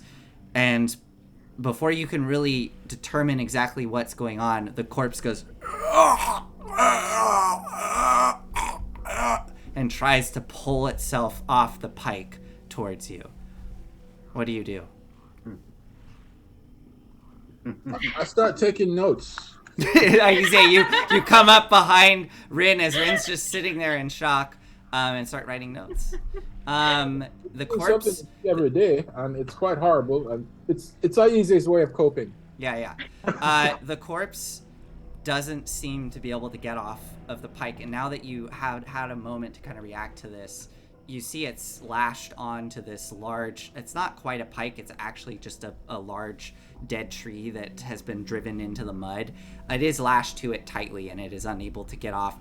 And it's filled with arrows, but it's moving and writhing, and the flesh is falling off of, or has fallen off of it in parts, but yeah, it just seems to be reacting to your presence. Do I see it as well? Yeah, so all of you now come up behind and see this scene. Corpse human or? Yes, the corpse appears to be human. I like to make a perception roll. I'm going to look around. Okay. Because obviously somebody was shooting arrows as target practice here. Only a 7. I got a natural 1. Go ahead, Shifty. I'm rolling stealth right away. Okay, so Shifty right away ducks into the reeds and disappears. Volric, you start to look around carefully. You don't see anything. And I forget I'm looking out of the wrong eye. Yeah, you're looking with you don't see anything, you don't hear anything. Does anybody else want to do anything? Rin, I know it doesn't matter in this version, but Rin, as a muscle memory, pulls out her bow, and I'm gonna have her take a look around too. Go ahead and make your perception roll. Can I turn to Eloise? Yeah. Can you sense good and evil here? Can you do that? Good question. Give me a moment as I look up what she can do. I really need to actually make her a stat block. I don't have one for her yet. But let's see what she has on her default thing here. Nathan, Yeah. did that magic item that I received from the You Lizard Queen, Mhm. is it the Helm of Underwater Action? Yeah, so I'm assuming you tune to it. Yes, go ahead. You can add a Helm of Underwater action to your inventory. Okay. Yeah. Um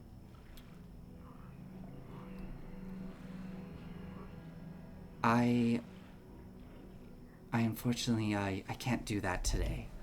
But maybe I can't. I'm sorry. Rin, you get a 25. Rin, you look around carefully, smell the air, the scent of the salt and the death and hanging before you. You're all alone. The only thing here is this undead corpse that's still moving. And as you look and survey the area around, you see like a collection of boots, boot prints, and they've clearly gone on and left. And they appear to be humanoids. You don't know if they're human or elves or dwarves, but these are humanoid boot prints. So it looks like somebody came through here, unloaded a bunch of arrows into these undead. You see a little bit of a scuffle off to the side where the actual battle likely took place. Then you see big drag marks in the mud, with like writhing arms, like kind of lashing before it, going straight up to the big pole in the mud. All right. I'm going to walk Doing up. a ritual. Go ahead, Go ahead, Eddie. Lauren. All right. I'll walk up to the creature, a sword out, two hands. I'll behead it. And then I'll walk up and pull an arrow out and try to identify what kind of arrow it is. Okay. Go ahead and make a. You're trying to identify an arrow. Make a history check. And Aize, what were you gonna do? Oh, I was going to ritual cast detect magic. Got it. So you focus in, do that. Volric, you pull the arrow out and take a look at it. This is clearly like a standard issue Lord's Alliance arrow. okay. And as you ritual cast detect magic, you get the faint little bit of wisp of necromancy that just fades as Volric decapitates the zombie and the head falls onto the ground, and that necromantic energy that's coursing through the corpse dissipates. But other than that, there's no other magic in the area. I say, Lord's Alliance.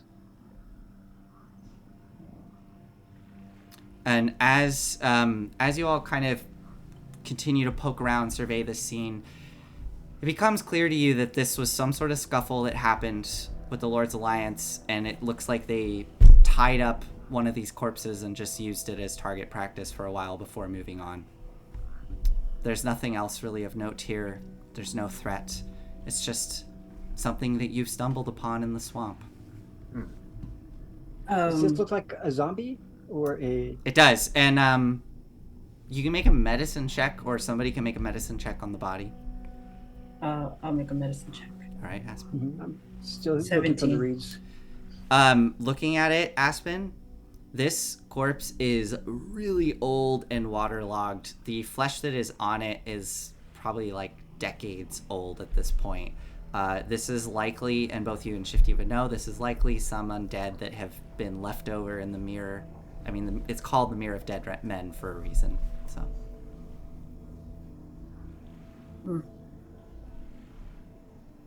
I wonder what the Lord's Alliance is doing so far from Saltmarsh. I look to Shifty. I come back out of the reeds, and I'm like, well, I was hoping I could do a little bit of sneaking around and sneaking up on somebody, but yeah, that's it. That is a good question. Like, we're headed to our boat right now, right? Our ship Mm-hmm. on the go. So I was like, yeah, that is why they know we're out here. So what's... I don't trust them. And I look over to Volk and I'm like, I know you trust them, but they're into some shady things. Honestly, Shifty, I don't think this is the Lord's Alliance. I look over to our prisoner. I don't think this has anything to do with the Lord's Alliance. From what Aize read of this man's mind, the Zentaurum has hit him, and we don't know how many other people out here. to pose as the Lord's Alliance. Now, I could be wrong, but I don't think it's a coincidence. Good point. Yeah, you're probably right. That'd make a lot more sense, I suppose.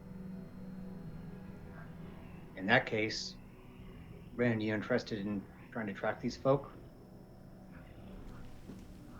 Investing with what happened here.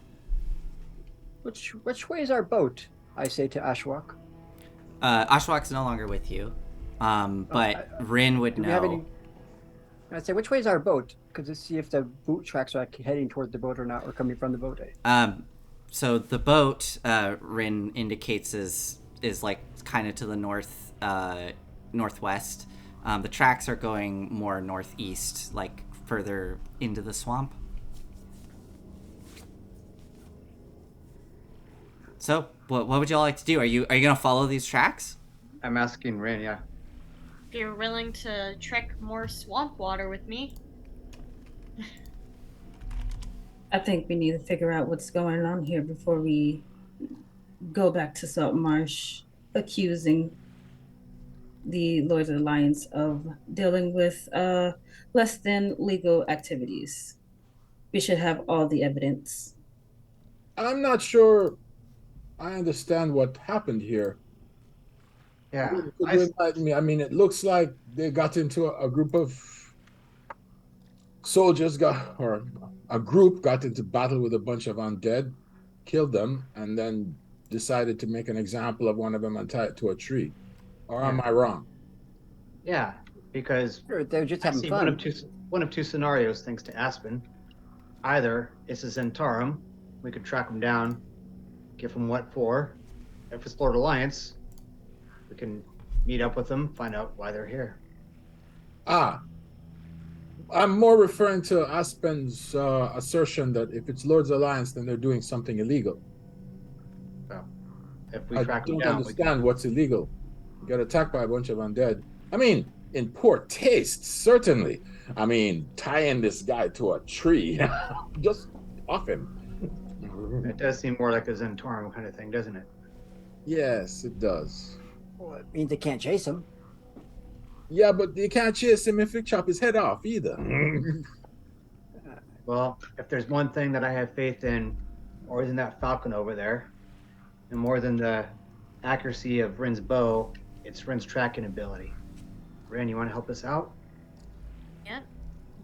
All right. And so I'm gonna give her inspiration as well. Okay. So I'll burn one of my inspirations. Okay. I'm gonna give her guidance. Nice. So Okay. I have a D6 and a D4. Okay. And Rin, And you you get advantage. Rin, are you going to use Bert to go off and scout for you? Yeah, I don't see why not. Okay. Yeah, go ahead, make a survival roll. You are welcome to add all of those bonuses. You can add a D6 and a D4 to this roll. Normal roll? Survival roll. I guess. Because. Do you have it? I guess you have advantage. Well, if I'm using Bert, usually I just add advantage, but You get as a reminder, Erica, you have advantage because of the swamp. One of your favored, yeah. So go ahead, make a make a survival roll with advantage. One of my barnacles just broke. Ow! No, I'm fine. And Erica, roll, add a D6 and a D4 because you have inspiration and guidance. The corruption is breaking. D4. Yeah. Orange. 19. A 19. Okay. All right. So let's see here. Okay. Bert flies off. And can you see through Bert's eyes? I'd have to burn one of my spells to do that, but it's, okay. If you want to do it more for the dramatics of it. No, I mean unless you're gonna do it. Yeah. Otherwise, Bert takes off, and you all see Bert disappear off into the horizon. For our audience, we see Bert gliding over reeds and mud flats and swamp trees. The eyes kind of narrowing, looking off onto the horizon. Bert, through Bert's vision, we see little parts in the reeds from where creatures have moved through, and Bert starts to follow the tracks of where these individuals were headed. How long are you gonna wait? I'm planning on just tracking behind him, so I shouldn't be too far away. Oh, you're gonna follow right behind. It's more so that he's like he's leading while Yeah. Okay. All right, so you all are following behind Bert as you see Bert up ahead, and then Bert suddenly darts off to an angle, and you follow off in that direction. Bert darts off another direction. You go in that, go following behind him. We're trying to follow, by the way, Nathan, as best we can. Yeah, and you are able to. An hour goes by. Another hour goes by. 3 hours go by. 4 hours go by. Maybe you should call the bird back. It's getting dark out here. And it is getting quite dark as the sun is dipping below the horizon, and you are heading further and further northeast, deeper into the swamp. When, as Shifty says that, Bert circles back and circles over your head, Rin, and lets a little out. And as Rin, as you look up, you kind of follow the direction that his head is looking, and you see a thin trail of smoke rising up in the distance from probably a campfire. Persistence pays off. What do you all do? You can either do it the stealthy way or the direct way. Don't. I'm going to cast Pass Without a Trace. Okay, so the shadows cling in around you, and you all, I'm assuming you're all moving towards this encampment. Go ahead and everybody roll stealth checks. I freaking love that spell. It's crazy. plus 10. Yeah, I mean, it is. Yeah. It's pretty amazing. 10 dex plate armor, I still have hope. Yeah. I have time. I'd like to throw a dark vision on myself. Okay, yeah, you can do that. I'd also like to take the dark vision from the helmet I just got. Okay. Oops. Okay, so I got a 10 plus 10. And for the sake of simplicity, we'll say that the lizard folk stay behind with the prisoner. Yep. And to kind of keep watch. Oh, and our cleric too. Okay. I think we should leave her behind to also watch the captive. You guys agree?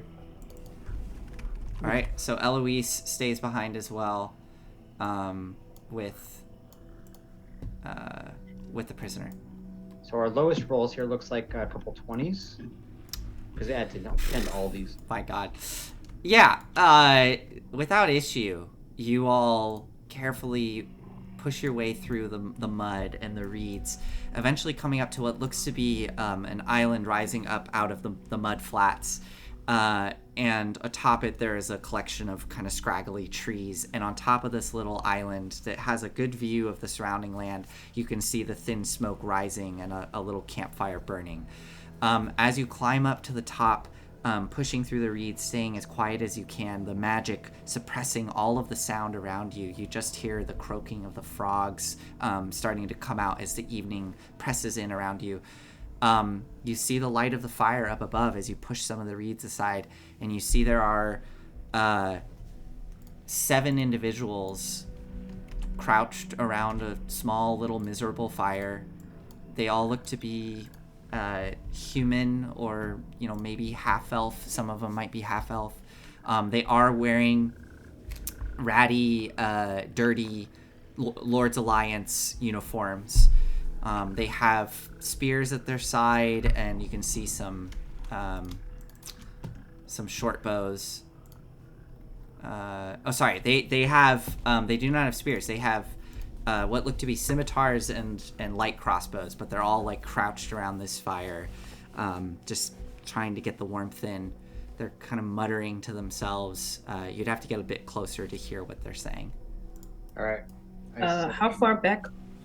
We'll say that you are, let's say you're 15 feet back.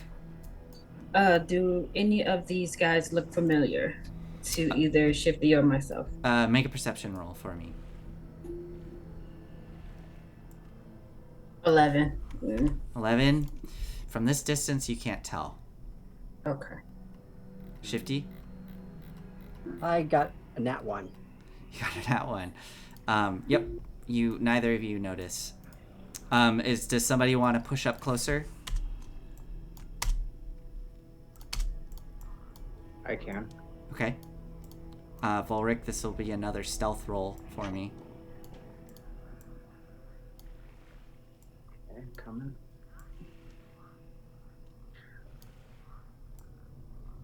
There you go.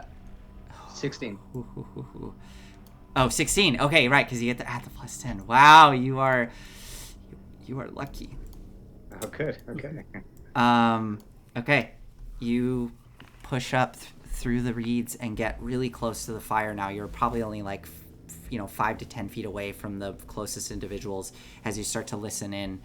You can see there is one individual looks to be in charge, and you just hear these humanoids kind of crouched over.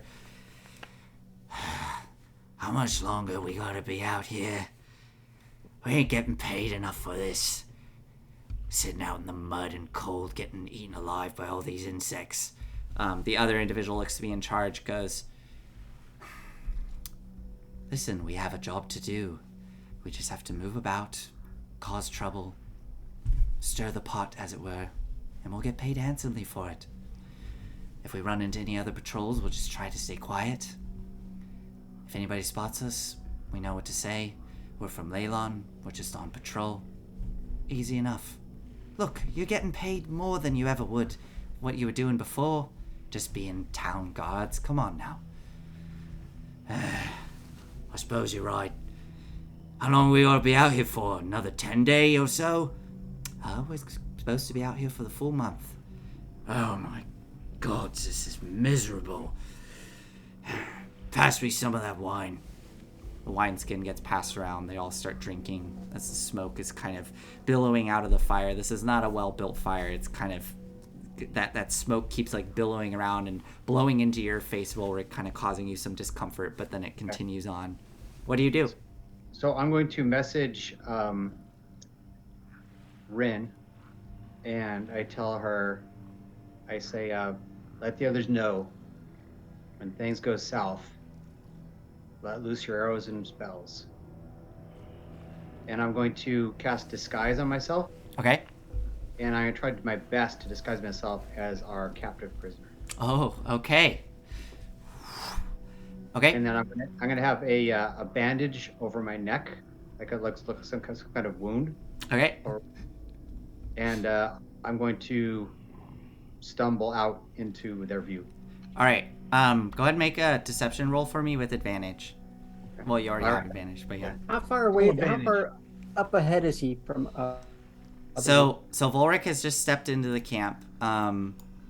You all are like 20 feet away.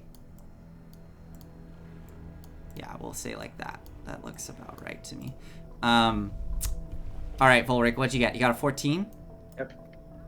I stumble out with my best interpretation of his voice, since I've heard it a few times now. Yeah, that's fine. I'm garbled because I got this wound. Uh-huh. Finally, I found you. They all kind of jolt up as you just come out of the darkness from nowhere, grabbing onto their crossbows, whipping them towards you.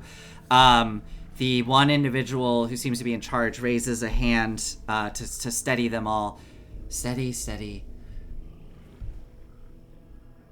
They kind of narrow their eyes looking at you, and they say, what do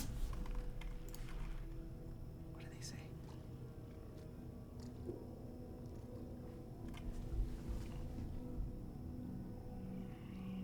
I see you're out farming for pigs.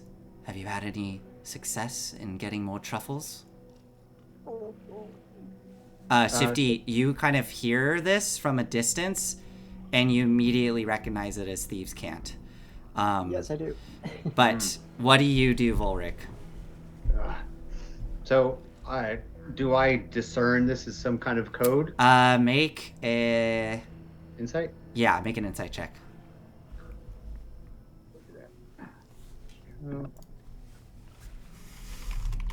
Oh, natural one. Natural one? Well, I got a 2. I got a 2. This guy is asking you about pig farming. Yeah. Also, really quick, I just want to say hi to a new first-time chatter. Welcome. Wonderful. Thank you for joining us. Yes, this is improvised. In fact, this is very improvised right now. Anyways, so Volric, yeah, as far as you know, this is I mean, for some reason, this guy's asking about pig farmers. Yeah. I mean, it's weird. You don't know why, so. Yeah. Oh, well, I can tell you that I got it. Well, what's his voice? Can you give me a bit of his voice so I can try and imitate it? Rolf had like a German accent. It was like, Okay. Hello, my name is Rolf, and I was working with the Lord's Alliance, just something like that. Okay. I do not have time to talk about your truffles right now. I am hurting from the wound and the long run to get here. As you say that, I'm kaput. As you say that, the individual narrows their eyes and does a very rapid hand motion, and all of the other individuals whip around with their crossbows out, drawn on you. The one closest to you pulls out a scimitar and puts it up to your neck. And that individual, unless Ulrich, you react in any way, that individual starts to stroll towards you. Okay. I'll say, oh, I'm not myself. The individual strolls up to you and goes, clearly you are not. Who are you? And they reach out to touch your face. How does the spell work that you have cast? Yeah, so it's almost like a moving visual illusion. Like a super, it's like superimposed, right? Yeah, so if I was a halfling as disguised as like a human, if he went for my head, he would go through my head. Yeah.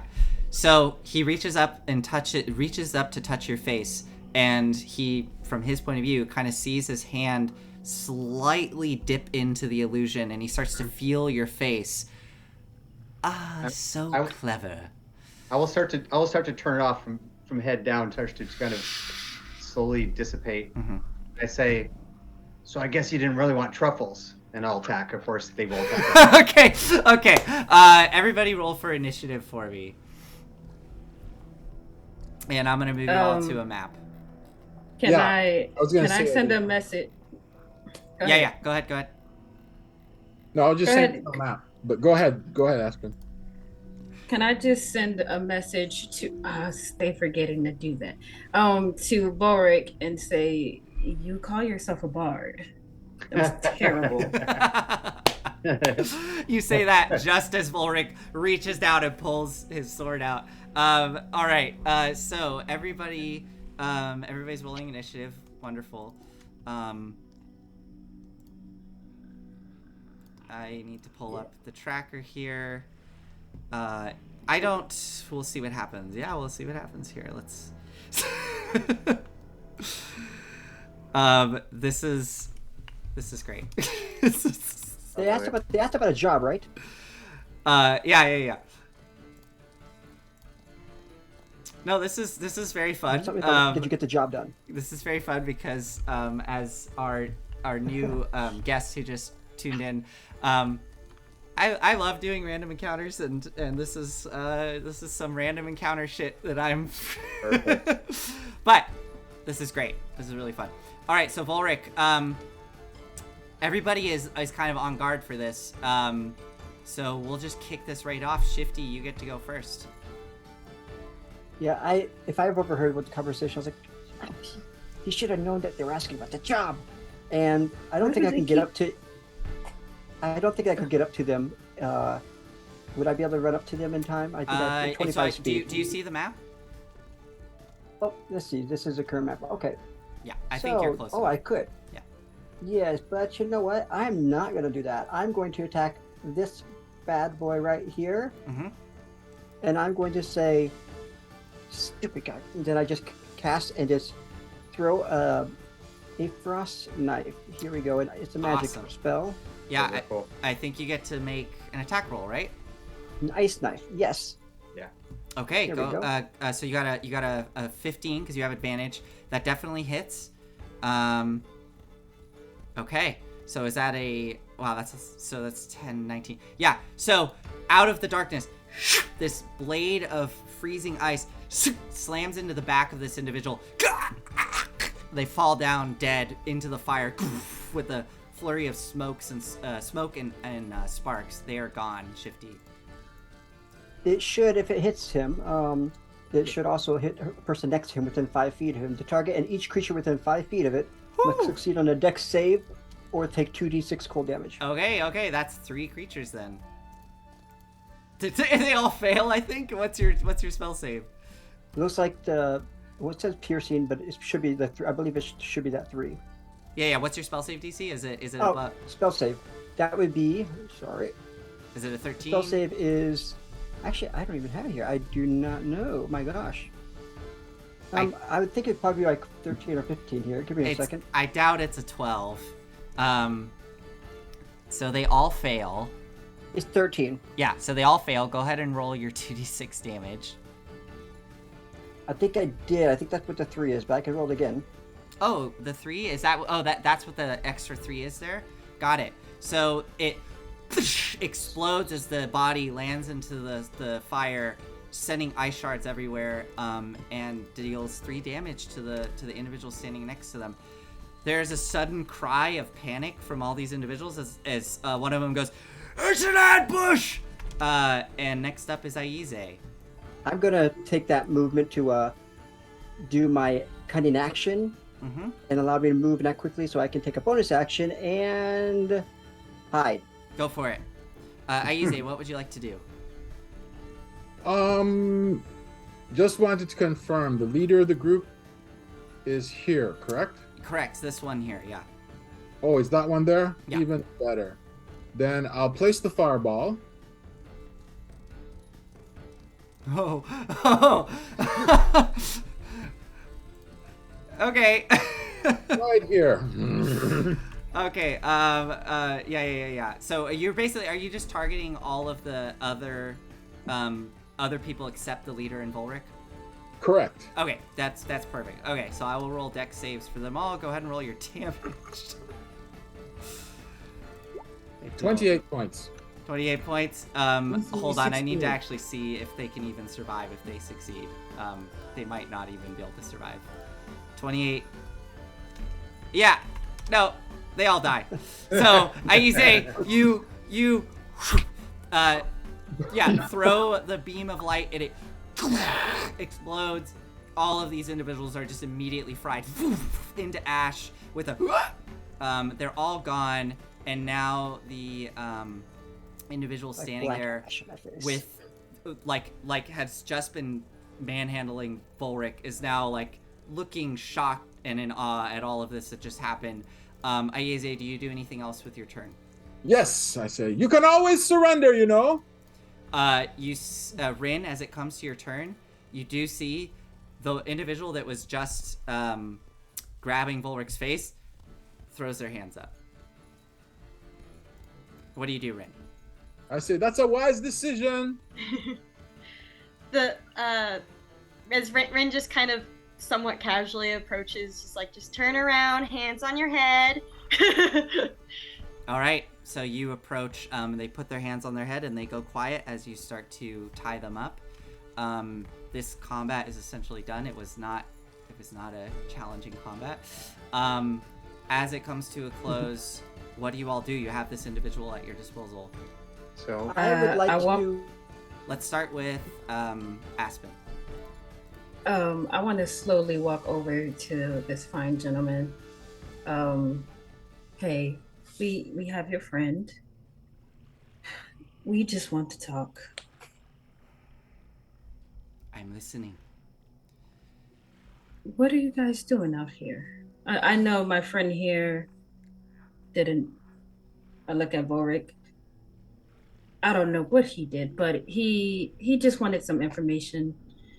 We saw what happened back in the swamps, and we thought maybe someone needed help. Do you greet everyone when you give them help? Do you blow them up with fireballs? Oh, no, I think that's how he and his friends roll, but that's not, I won't say I do that myself. I just What want do to you talk. want? I just let us tell us, why are you here? What are you doing in the swamps? And more importantly, I say, as I'm growing with my giant's might to Yeah. 9 feet, I make the runes on my sword glow. I say, "Who do you work for?" So Can I? Oh, either we know who they work for. an advantage roll or Yeah. whatever. Both of you make an intimidation roll. Aspen, I mean, are you trying to intimidate this individual? Or are you trying to persuade I him? will happily let Volric intimidate. All right, Volric, go ahead and make that with advantage. Can you tell me real quick what they had earlier said if I had overheard that? Yeah, you just so that the one phrase you heard, the bit of thieves can't, you picked up on it. It was essentially like a call and response code to confirm that this was who indeed they were speaking with. What you suspect is this individual probably didn't recognize Volric by their face, but the fact that they came out of the dark and like addressed them as if they knew each other, they were doing like a check-in, kind of like in World War II, you know, they would do like a call and response to make sure that they're allies. It's like that. What did they say exactly? They said it was. What did they say? They said Something about pork in a farm. Yeah, they said something to the effect of like, "Have you had success bringing the pigs in? Have you found any more truffles?" And you would anticipate the response would be like, you know, the truffles were bad this year. Instead, I gathered mustard seed. Something like that, right? Like it would be like a very specific phrase that you would respond back with, and it would signify that they are allies. I don't think you know what the phrase is, though. You just recognize that that's what was happening. So Volric, you got a 14. Yeah. They tense and they go. We are part of the Lord's Alliance. By you doing this, you are in very, very big trouble. If we get out of this alive, if I get out of this alive, look.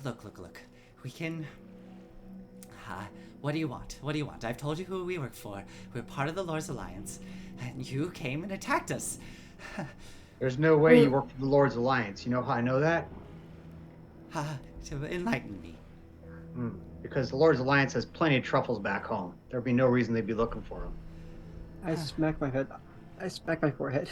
I'm like, But secondly, I overheard you, and we have your buddy back here tied up and on his way to meet the authorities. So you have a choice here. Tell us exactly who you work for, not just the Zentaurum. We know that. Who is your leader, and what are you trying to do here? Interesting.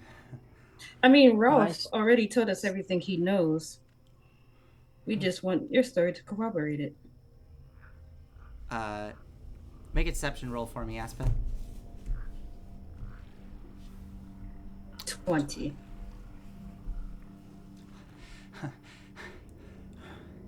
All right. If I tell you what I know, will you let me go? Will you let me live? Of course.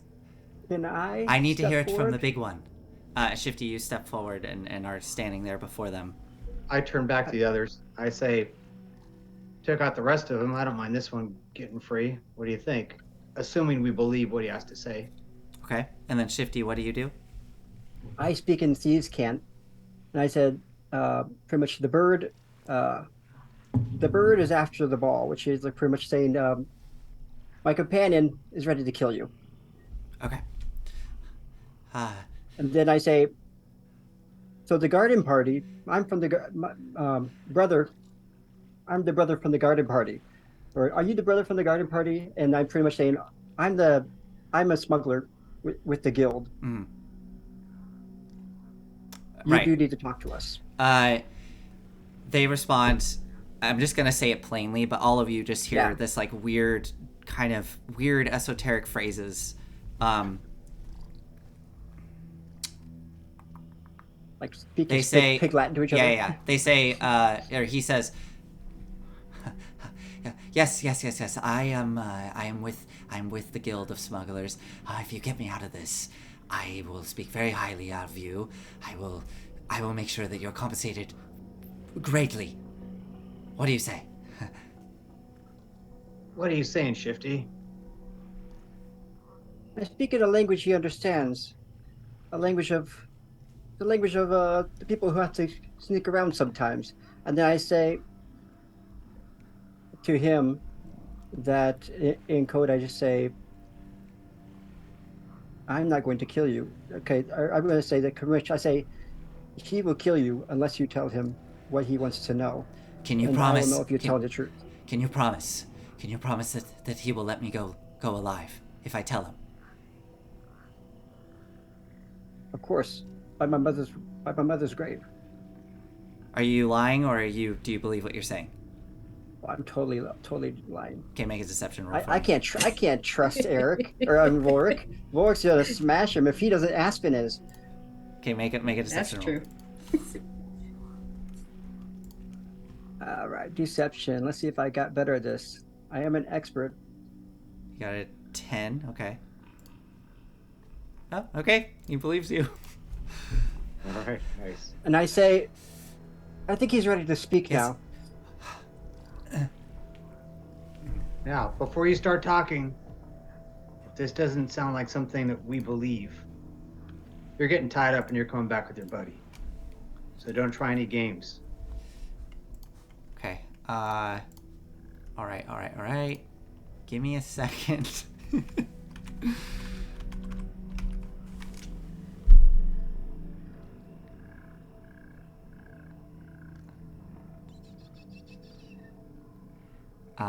Okay. Yes, all right. I'm with the Zentarum.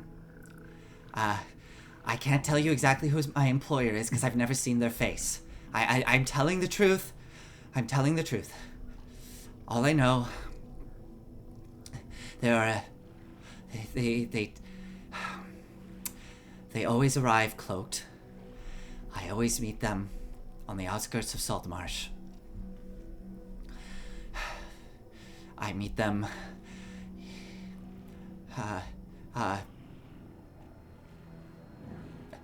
I meet them in where the river spills out into the harbor, just on the outskirts, past the sacred grove. They are a cloaked individual. They tend to tell a lot of really bad jokes, and I that's all I can say. I don't know. I believe they're male. I've heard a male voice speaking. They've just hired us. They gave me a sum of gold to go out into Saltmarsh, into Leyland, hire lowlifes to bring them into the swamp. Once we get out into the swamp, I give them these uniforms, and we've just been told really to cause trouble, just make the Lord's Alliance look bad. That's all I know. I turn telepathically linked to Volric and say, ask him why he killed all the undead then, and why they tie one up. Or did they Why'd bring you them? call the undead then, and why'd you tie one up? Oh wait, excuse me. Why did you call the undead then, and why did you tie them up? What? I know who you are. Okay. What the undead? Right? Yes. No, that was earlier today. No, we were attacked. We almost lost one of our own, but we managed to drive them off. Kill them. Look, I said I deal with lowlifes. One of them thought it would be funny to tie one of the zombies up and use it as target practice. I don't know. They're sickos. All right. I'm not going to bother making an insight because that sounds pretty plausible. I turn towards Aspen and Shifty. I say, "Is this rendezvous point? Does this sound like a sensible place? Realistic?" I nod my head yes. So I mean, what I mean is specifically like, right? Like, so they probably can imagine what they're talking about, that area. And so I'm asking them if this sounds like a place that would be secretive enough and plausible enough and accessible enough. Yeah, Shifty and Aspen. More Shifty, I would think. This would probably fall under Shifty's realm. What they're describing is the Kingfisher River that spills out into the harbor of Saltmarsh. Past the walls and past the sea grove of Sylvanas, it kind of opens up into the I cannot think of the name where a river spills out. There's a term for it, but it kind of opens up into the Mere of Dead Men. It becomes very marshy, very difficult to traverse unless you have like a flat bottom boat. There are plenty of like clandestine meetings that take place out there. There are plenty of rendezvous points for smugglers to meet. It's outside the city walls. It's difficult terrain. It's a pain in the ass to travel through there. So yeah, this is completely reasonable what they're saying. Yeah, it's a discreet location. It's believable. And I look up at him and I go, do you know who I am? No. I stand on top of one of his dead companions. I'm Mr. Malone. Captain Malone. I would have expected you to be a lot taller and dead. So did the last guy, but he's not standing anymore, nor taller than me.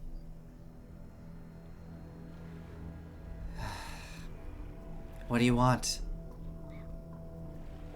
I don't think you're telling us everything.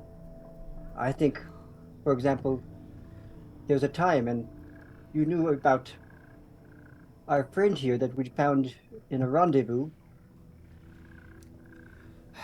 Listen, we are discrete groups. We are not... We have one point of contact. It may even be a different point of contact for those of us in other networks. I could lose my head very well for telling you all of this. Just being... Listen, I've told you everything I know.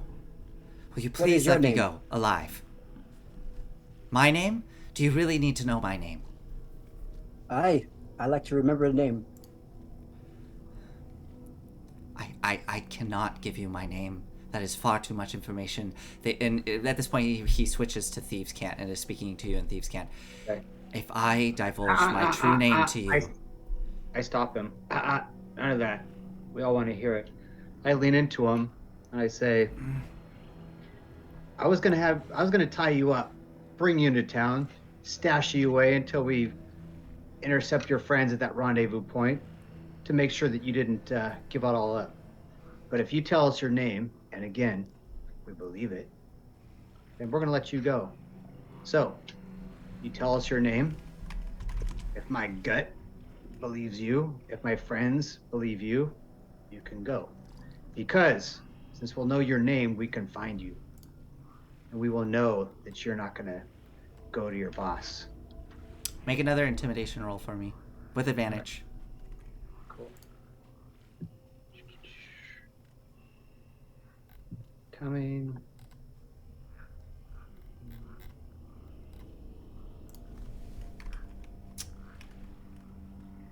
Here we go.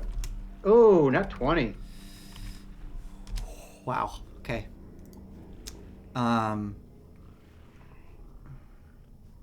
Okay. Their name. Sure. All right. So,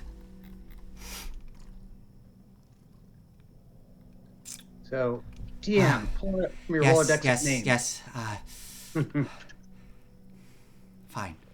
Fine. I tell you this. You let me go, yes? Yes? Yep. Sure. All right. Name is Godfrey. Okay. Godfrey. So, do I believe the tone of voice, the quiver in his voice? If not, Make an insight check. all right. Can I also make an insight check? Okay, 22. Nice. okay. Let's see what you Yours. get, Volric. I'm curious. Okay. 18. He's not lying. Okay. You see this individual is maybe not as well trained as Rolf. This individual is scared, and is really banking on you letting him go. I turn towards Aspen. And I go, looking for affirmation. Yeah. All right. I think he's telling us the truth. Just to be clear, you asked for his name, right? Yes. Okay. Yes, his name, yeah. Cool. I say, and I just forgot his name. You say it was Gregory? Godfrey. Godfrey. Gregory. I'm old. I'm old the Great. Right. I say, all right, Godfrey. And of course, you know that you're not supposed to go and tell your boss about our little meeting here. Maybe you tell him that you were attacked by those zombies and the tactics didn't work so well. And Yes. they're lying in the mud. Yeah, right. All right. Yep. Of course. If we get to that rendezvous point and we get ambushed, we're looking for you. All right. Yes, of course. All right. Have a nice day. Hey, Godfrey. Uh, I write a symbol in the dirt. I say, Godfrey, I want to keep in touch. Let me know when you get there. And then I write a little symbol of like a box with 3 sides and an arrow pointing up. And I said, that's you. I'll know you've been somewhere or that you've been talking to me if you leave that symbol. This is mine. And I put a circle in a box. Okay. Right. Got it. He starts to back away from Volric. Kneels down. I shrink down to regular size. Okay. Kneels down. Starts grabbing his pack while locking eyes with all of you and just starts putting everything away into his pack. If, depending on what you all do next, he just keeps putting everything away. Space? Aspen? I kind of want to torment him while he's putting his stuff away. I'm just like, Godfrey, you're not moving fast enough. You want to go, right? He starts putting the stuff away quicker. Yeah. Gets the pack on. As he puts it on, one of the straps just snaps because it got completely obliterated by the fireball as it just falls onto the ground. Shit. Picks it up and just turns his back and darts, bounds off into the night, into the reeds. Good luck truffle hunting. Rin did not say anything for the entire reaction, so we just suddenly hear, bye! Keeps running. May Amberly guide your way. All right. So he is off into the swamp. You are all now sitting here around a bunch of burnt corpses and a smoldering fire, as well as burnt marsh grasses from Aize's fireball. But we're just about we're almost about at our end time here. We got about 15 minutes. But what do you all do now that you're standing here? I say we go tell Rolf we met his friends and they were lovely. I think he would like that. No. I think he could be a connection to us. We don't want anyone Don't let to him know know. that we spoke with Gregory. Godfrey. Oh yeah, that too. You This know, one could be go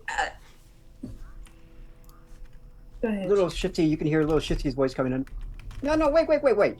So this is kind of like my expertise. This is why I know a little bit of thieves' cant, which is what they were speaking to you when they asked you pretty much for a code word to say who you were. And you kind of ruined it. I rolled a 1. Annoyed. Sorry. They're asking what your business was, what your position was.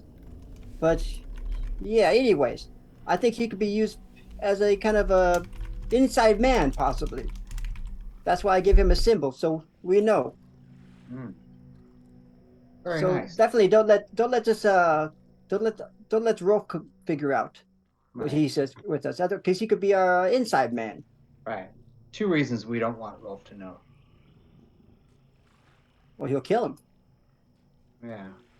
I wouldn't be surprised if he has contacts when we get him to wherever we're taking him. He can deliver messages.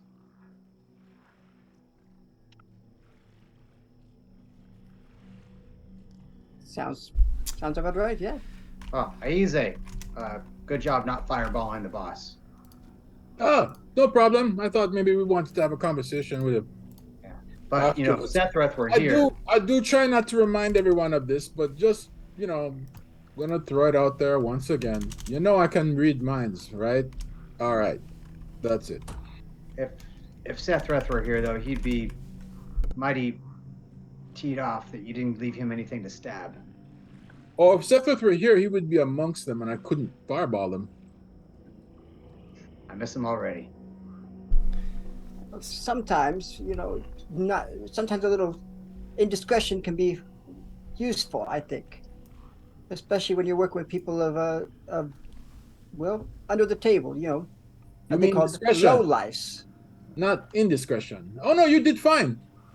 I didn't want to interfere. I just wanted to mention, if there's any point where you said, I don't know if this guy's telling the truth or not, just, give me a wink or something. I can probe them. Well, yeah. Of course. Now, would they know you're probing them? Because I tell you, when I get probed, I can always tell. Oh, people always know when I probe them. Oh, no. So, are you all going to do anything else here at this campsite? I think we're gonna... to... Go ahead. Yeah. I just turned to Volric and I'm just like, so what college did you go to? Because you are, like, by far the worst bard I've ever met. And I've met plenty of bards. Well, truth be told, what I tried to do, it worked. I just wanted to get in stabbing What was it? I just want to get close enough to take this and put it through one of them. I didn't need to, but that was my goal. College of Swords, to answer your question. Oh, that makes sense. Spells Yes. and poems and whatnot, but mostly I kill the bad guys. Mm-hmm. I just, do you do that, like, a lot? I'm just asking because it's surprising to me how often you do that, and you have none of your teammates have died because of it. I've had plenty of teammates die, but not because of me. I mean, you are the first one to always run into battle. I mean, do you think about it, or? I mean, I'm just curious. Oh, well, if you haven't noticed yet, I love to fight. And furthermore, I have Sethreth around, so I'm the guy that's got to take all those hits up front, right? I get close enough to stab him. You guys can do your job. Follow it up. I go up to Ren and I say, do you think you could get that backpack from him? And I look over at Bert. Do we want to further harass Gregory, what Volric called him? Well, Godfrey didn't really reveal what he had in his pack. So just in case he did have something, maybe our Bert can grab it from him. He won't know who it came from. I'm sure. Swamp's a dangerous we could place. also check our Bert friends. Just kind of reverent gesturing to the fireball victims. Oh, I mean, yes. well, Something they're should be done ash. about. Yeah, Yeah. I'll Yeah, they're ash. My face is like has black charcoal probably on it. Like my Yes, it's eyebrows like are hair. singed. There's still some. Oh, look who's there. There's still some residue left over there, but don't worry, I'll clean up. And I'll break out. I'll fire up a firebolt cantrip. And I just start. Whatever remains they are, I cremate them. Okay. You spend some time cremating the remains. Unless you're gonna try to send Bird off to go get that. Yeah, the only thing is I don't know if he could do it on his own. Yeah, I mean Even if I wanted it's to. a pretty big pack. So, yeah. He could like Yeah, and he doesn't have to fight a person. Yeah. You could try. It was hold on by one strap, if I recall. It was. Okay, so I this is pretty specific, but I want to try to send Bert off to like harass him enough to scare him. To scare him to what? Like- to drop the pack? Like almost like, you know how animals will like paw at a bag like looking for food. Okay. Roll. Can I give him guidance before he goes off? Because Okay. this is awesome. Yeah, I'm So, gonna give guidance. so Rin, you let Aspen know you're about to do this, and Aspen, you go up and touch Bert, and Bert kind of floofs up with your touch. You cast guidance.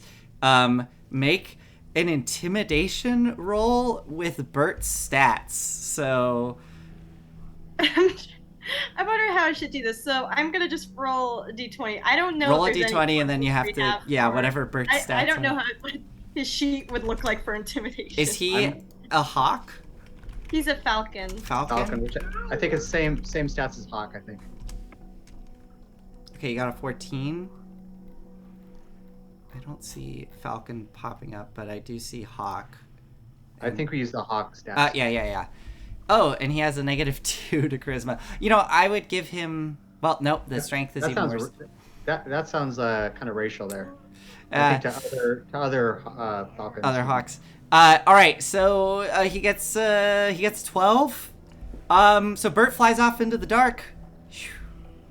You hear some kind of disgruntled screams in the dark until eventually Bert returns like nothing in hand, but I don't know. Give him a scare. Scared the guy. Oh, Just the worst day ever. roll a d4. You get to add a d4 to that. Oh yeah. Oh. Yeah. Well, it was a try. All right. So with all of this wrapped up, unless you're going to do anything else, do you go back and you rejoin the group? You rejoin Rolf and the two lizardfolk ambassadors and Eloise. They have a quick exchange, kind of asking what happened. I'm assuming you tell them you're not going to tell them that this was a Zentarum spy. It sounds like you're keeping that info to yourself. I would, so very slight step back. I would like to have us kind of search the grounds for whatever's not fireballed and see if we find any, like a Zentarum. Any coins or employee card something? Sure. Make a investigation roll for me. Sounds like Shifty and Volric are doing this, so you can both do that. Can I go over to Ren while they are doing this? Are you okay, Ren? Just. I mean, I know you don't. Sorry, I'm just gonna say I know you don't know me, but I mean, I've noticed things about your group that you all seem to have not noticed about each other. You look sad, and I just wanted to make sure you were all right. Well, I've already told you what we've experienced together before, and I don't know, something about being stuck on an island together brings people together, and now I don't know, it feels scarier somehow.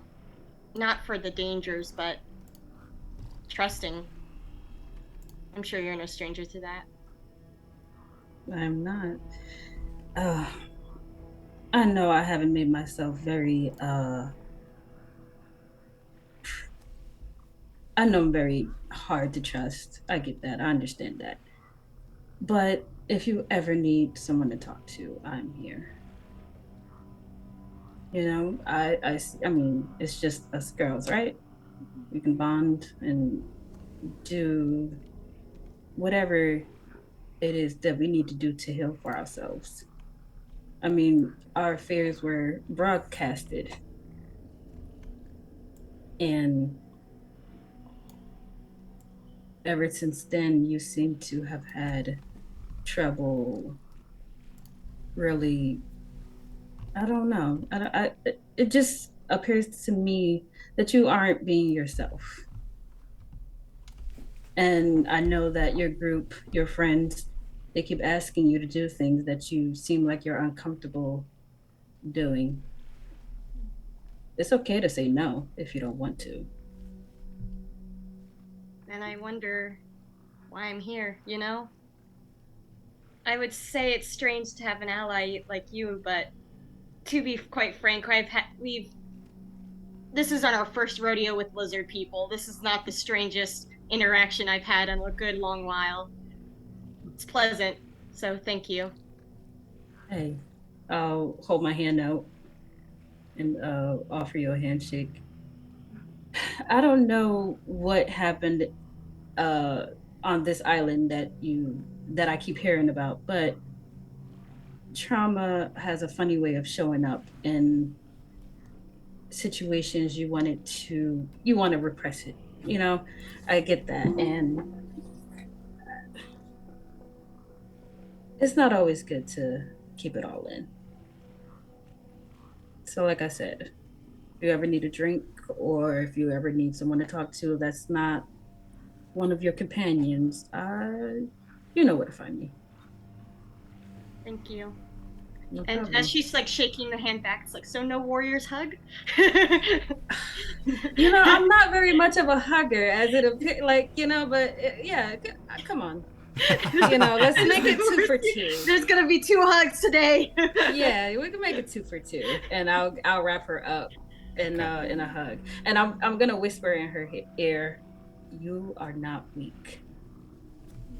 You seem to be the bravest one out of all of us, and the kindest." And as you finish up this interaction, we see Volric and Shifty kind of pawing through what's left. You don't find anything of note. There's some kind of melted together copper pieces, but and like silver pieces, but nothing of value. I rolled a 1, so I pick up a rock and say, "Ha!" And as you all head back, reconvene with the rest of your party, it is now evening once more, so you can either push on through the night to get to your ship, or set up camp here. But that's probably going to be a decision that we need to make for next time, because we are at about 7 o'clock. So we'll pick up right here next time as you all hopefully make it back to Saltmarsh first thing next episode. Thank you everybody for joining us this evening. Quick little plug here. Please go and check us out on YouTube. Eric, I don't know if you have the link ready, if you could put that in chat. But we do have a YouTube channel as well. It would really help us out if you just pop over there, subscribe, like some videos, give them a watch. We're primarily, obviously, we're always going to be streaming here, and if you can watch us live, that's going to be the best experience because we can interact with you in chat. But check us out on YouTube if you have the time. We really appreciate it. Oh, wow, that's very nice of you, CRF Romper. Thank you. Very, very nice. Anyways, I think that might be it. Eric, was there anything else? Am I missing anything? No, I just was remiss in having that your URL for everybody, but we are easy to find. Dress to Quest. You will find us also on Gen Con. Yes. For the YouTube, our parent affiliate here, because we're on Gen Con and happy to be that. But yeah, I mean, we know a lot of people do the rewatches, and the advantage of YouTube is that stays up for a long time. Twitch past videos only stay up for a little bit. So it's great to go back and get the full experience, maybe while you're working or, doing housework, whatever it is. It's nice to have the background. We also have a Facebook page if you would like to follow that as well. We do social posts there and promos and stuff. Also Dress to Quest on Facebook. But yeah, thank you everybody so much for tuning in. Looking forward to next week, looking forward to seeing what's happening, and in 2 weeks we will have a new guest joining us, a new cast member, so definitely tune in then to see them appear. All right, good night everybody.